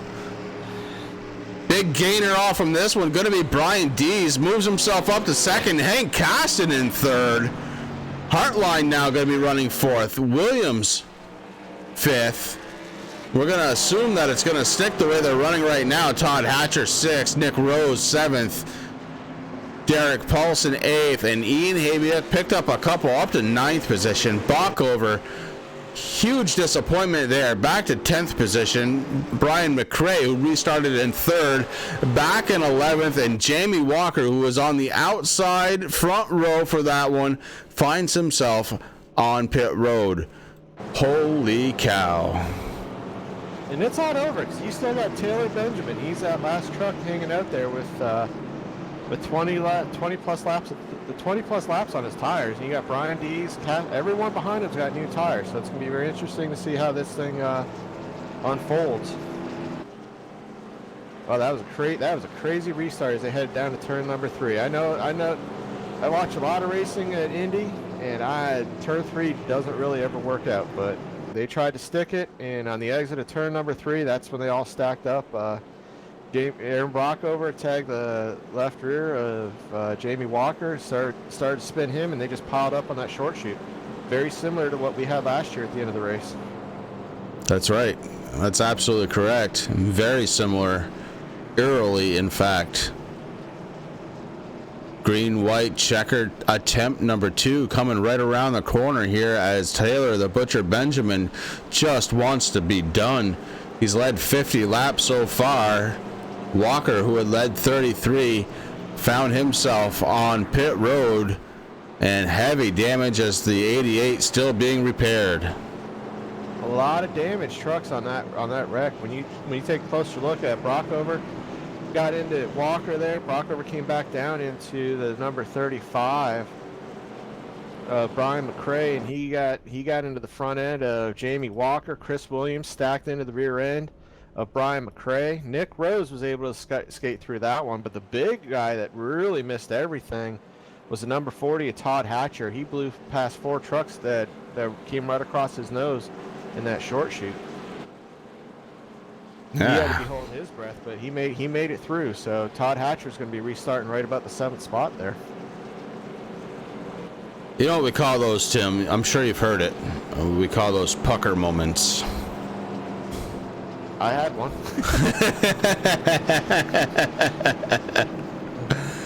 Yeah, it looks like Aaron Brockover's got a little bit of damage on the right front of his nose and on the right side, so he should be okay. He'll be restarting right there in 10th spot. He's got some older. He's got some fresh tires on there, so he should be all right. Definitely bring it home top 10 there. Throwing the running order up on the screen right now, and just so everybody can see the top 5, it is Taylor the Butcher Benjamin, Brian Dees, Hank Caston, Jeff Hartline, and Nick Rose. After that, it's Chris Williams, Todd Hatcher, Derek Paulson, Ian Habiak, and Aaron Bockover rounding out the top 10. Brian McRae back out on track. Michael Sturgill on track, 11th and 12th. Jamie Walker is back out on track in 13th position. Walker now being scored 1 lap down. Yeah, Hartline's got a lot of damage on that right front. right dead smack in that rear bumper. I think it's probably going to hurt him. It's going to be that right front. He's got that right front tire exposed, so that's probably going to hurt his downforce under these turns. But he made it through that accident and still going to be restarting fourth, so that worked out pretty good for him. Hank Castline with a little bit of damage on the right front as well. So you got a lot of your front runners with some damage. Brian Dees, the rear end of his truck's just about toast, so he should be. I don't know. You got 4 or 5 trucks up here in the front of the field that got some damage, so it should be pretty interesting to see how they get going here on this restart. Second attempt at a green-white checker. 2 of 3 getting ready to go. Pace car lights are still on. Sun is starting to set as the track is fully in shade now. Temperature down to 91 degrees. Air temperature 79.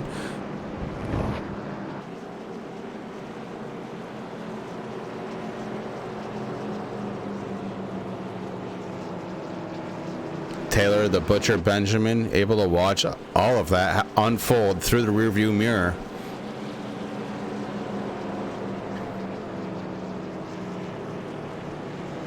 As the top 5 have rearranged themselves,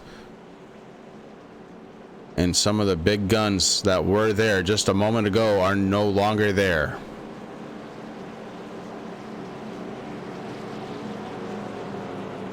Reading some of these comments over on the YouTube page. Rick Hammond, man, not a problem, but I'm glad to help out. I don't know about the bow tie deal.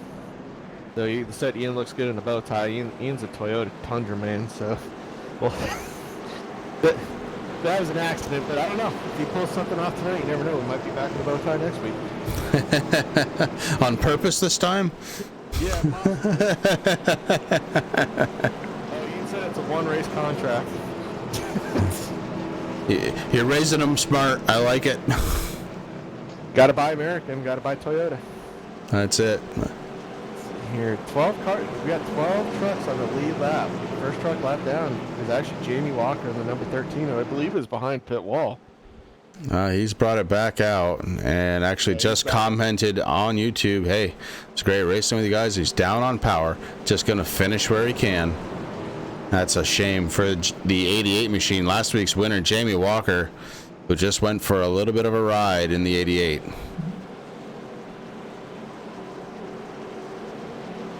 This has actually been some really good racing. I heard Mark comment to the drivers in the next room about the courtesy that these drivers have shown each other, and the space to make passes, and not rushing passes, and that's definitely something we've seen tonight versus a couple of the first races of the season. There's definitely been some more give and take, and the racing's been pretty good. It's gotten strung out at points, but that is Indy.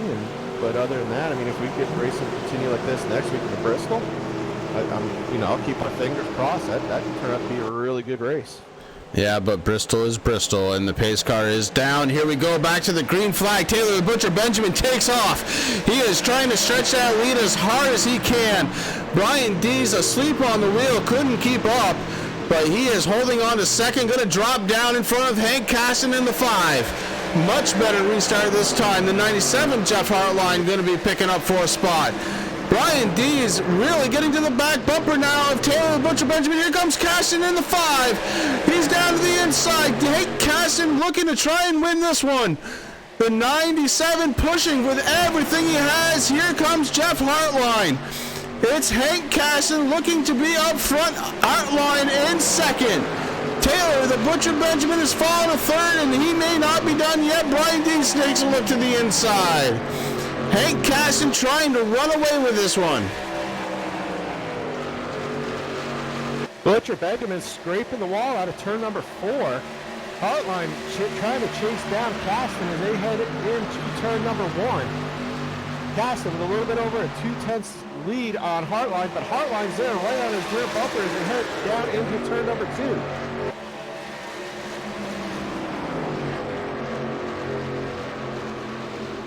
Will we see the checkered flag fall for Hank Caston? What a fitting night it would be for Hank Caston to win.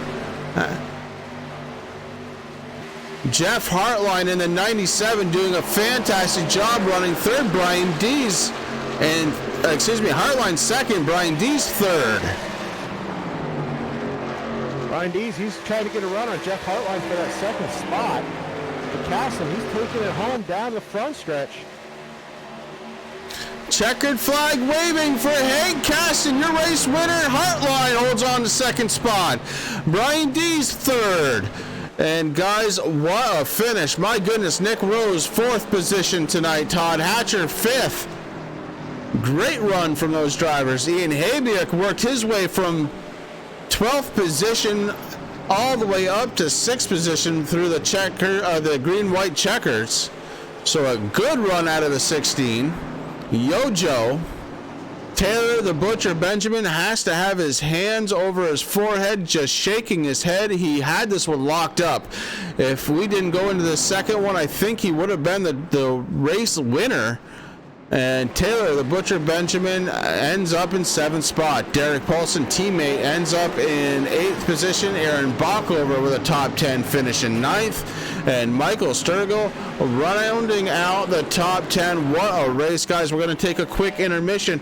We're going to come back, get these guys all up in the chat, and see what they have to say for themselves. What a race. What an absolute race. Guys, we're going to be right back.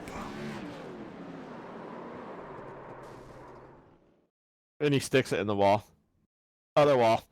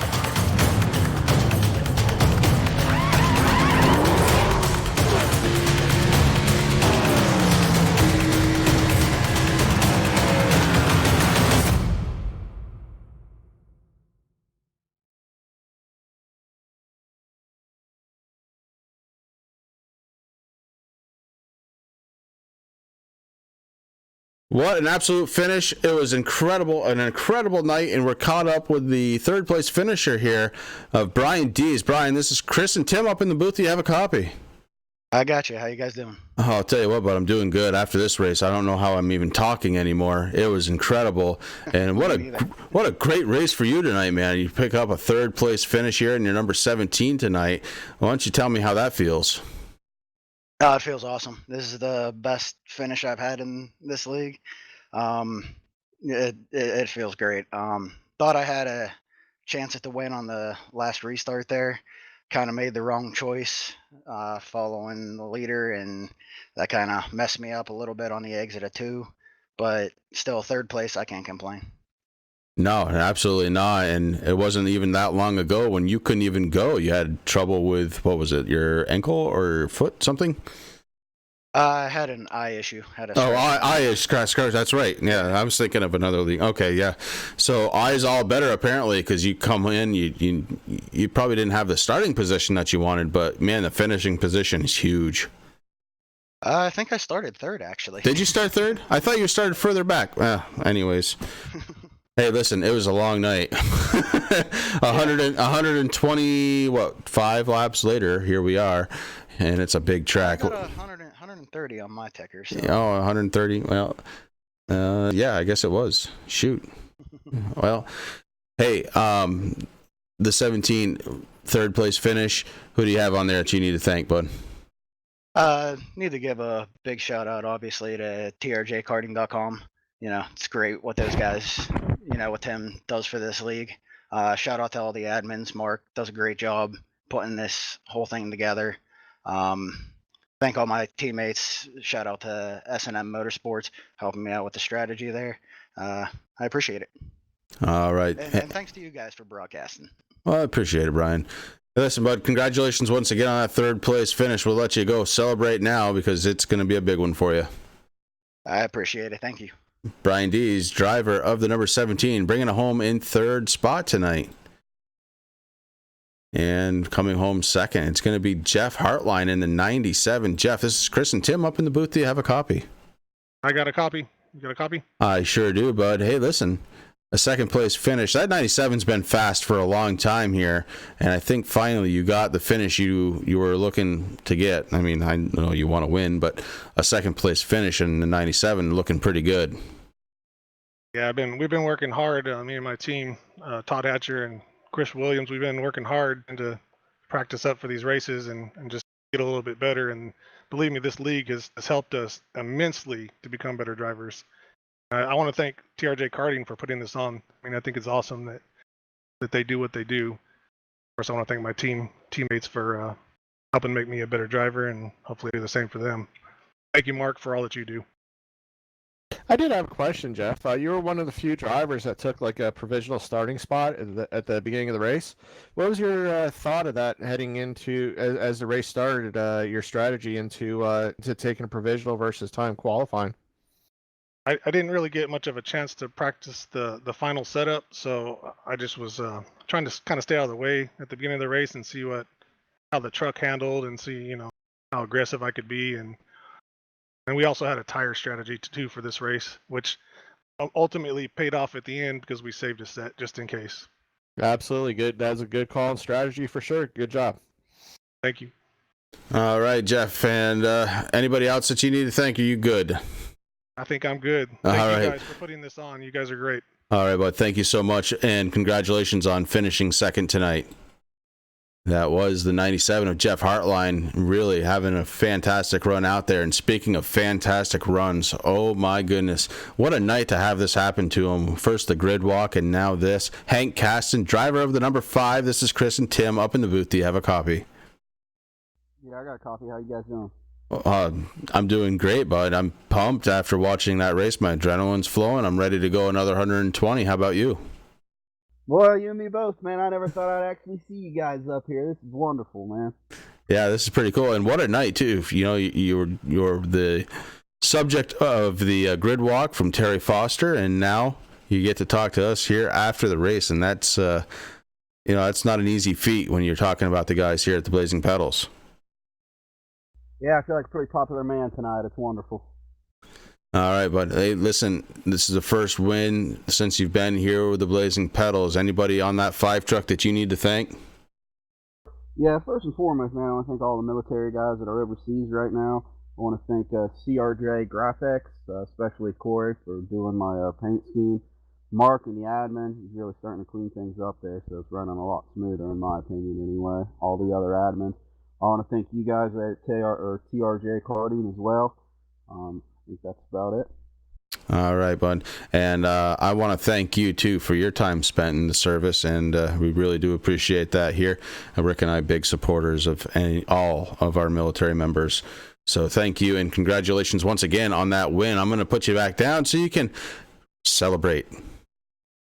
Well, thank you very much, sir. You guys have a good night. You too, Hank. Thank you. Congratulations, bud. And Tim, that's going to wrap it up here tonight from Indianapolis. Thank you very much for joining me up here in the booth and seeing what it's like on this end a little bit. Oh, I had a blast, man. I appreciate the invitation from Rick and you, and I'm just it was fun. So I look forward to filling in when you guys take a vacation day again. So pound back them margaritas, Rick. You're back on the mic next week, bud. Back on the mic next week for Bristol, coming at you live here on next Sunday night. The Blazing Pedals TRJkarting.com Truck Series gonna send them through that very small, highly banked track. And man, oh man, Tennessee is gonna be one heck of a run. Can't wait to do it, and we'll see you all again next week. Thank you and good night.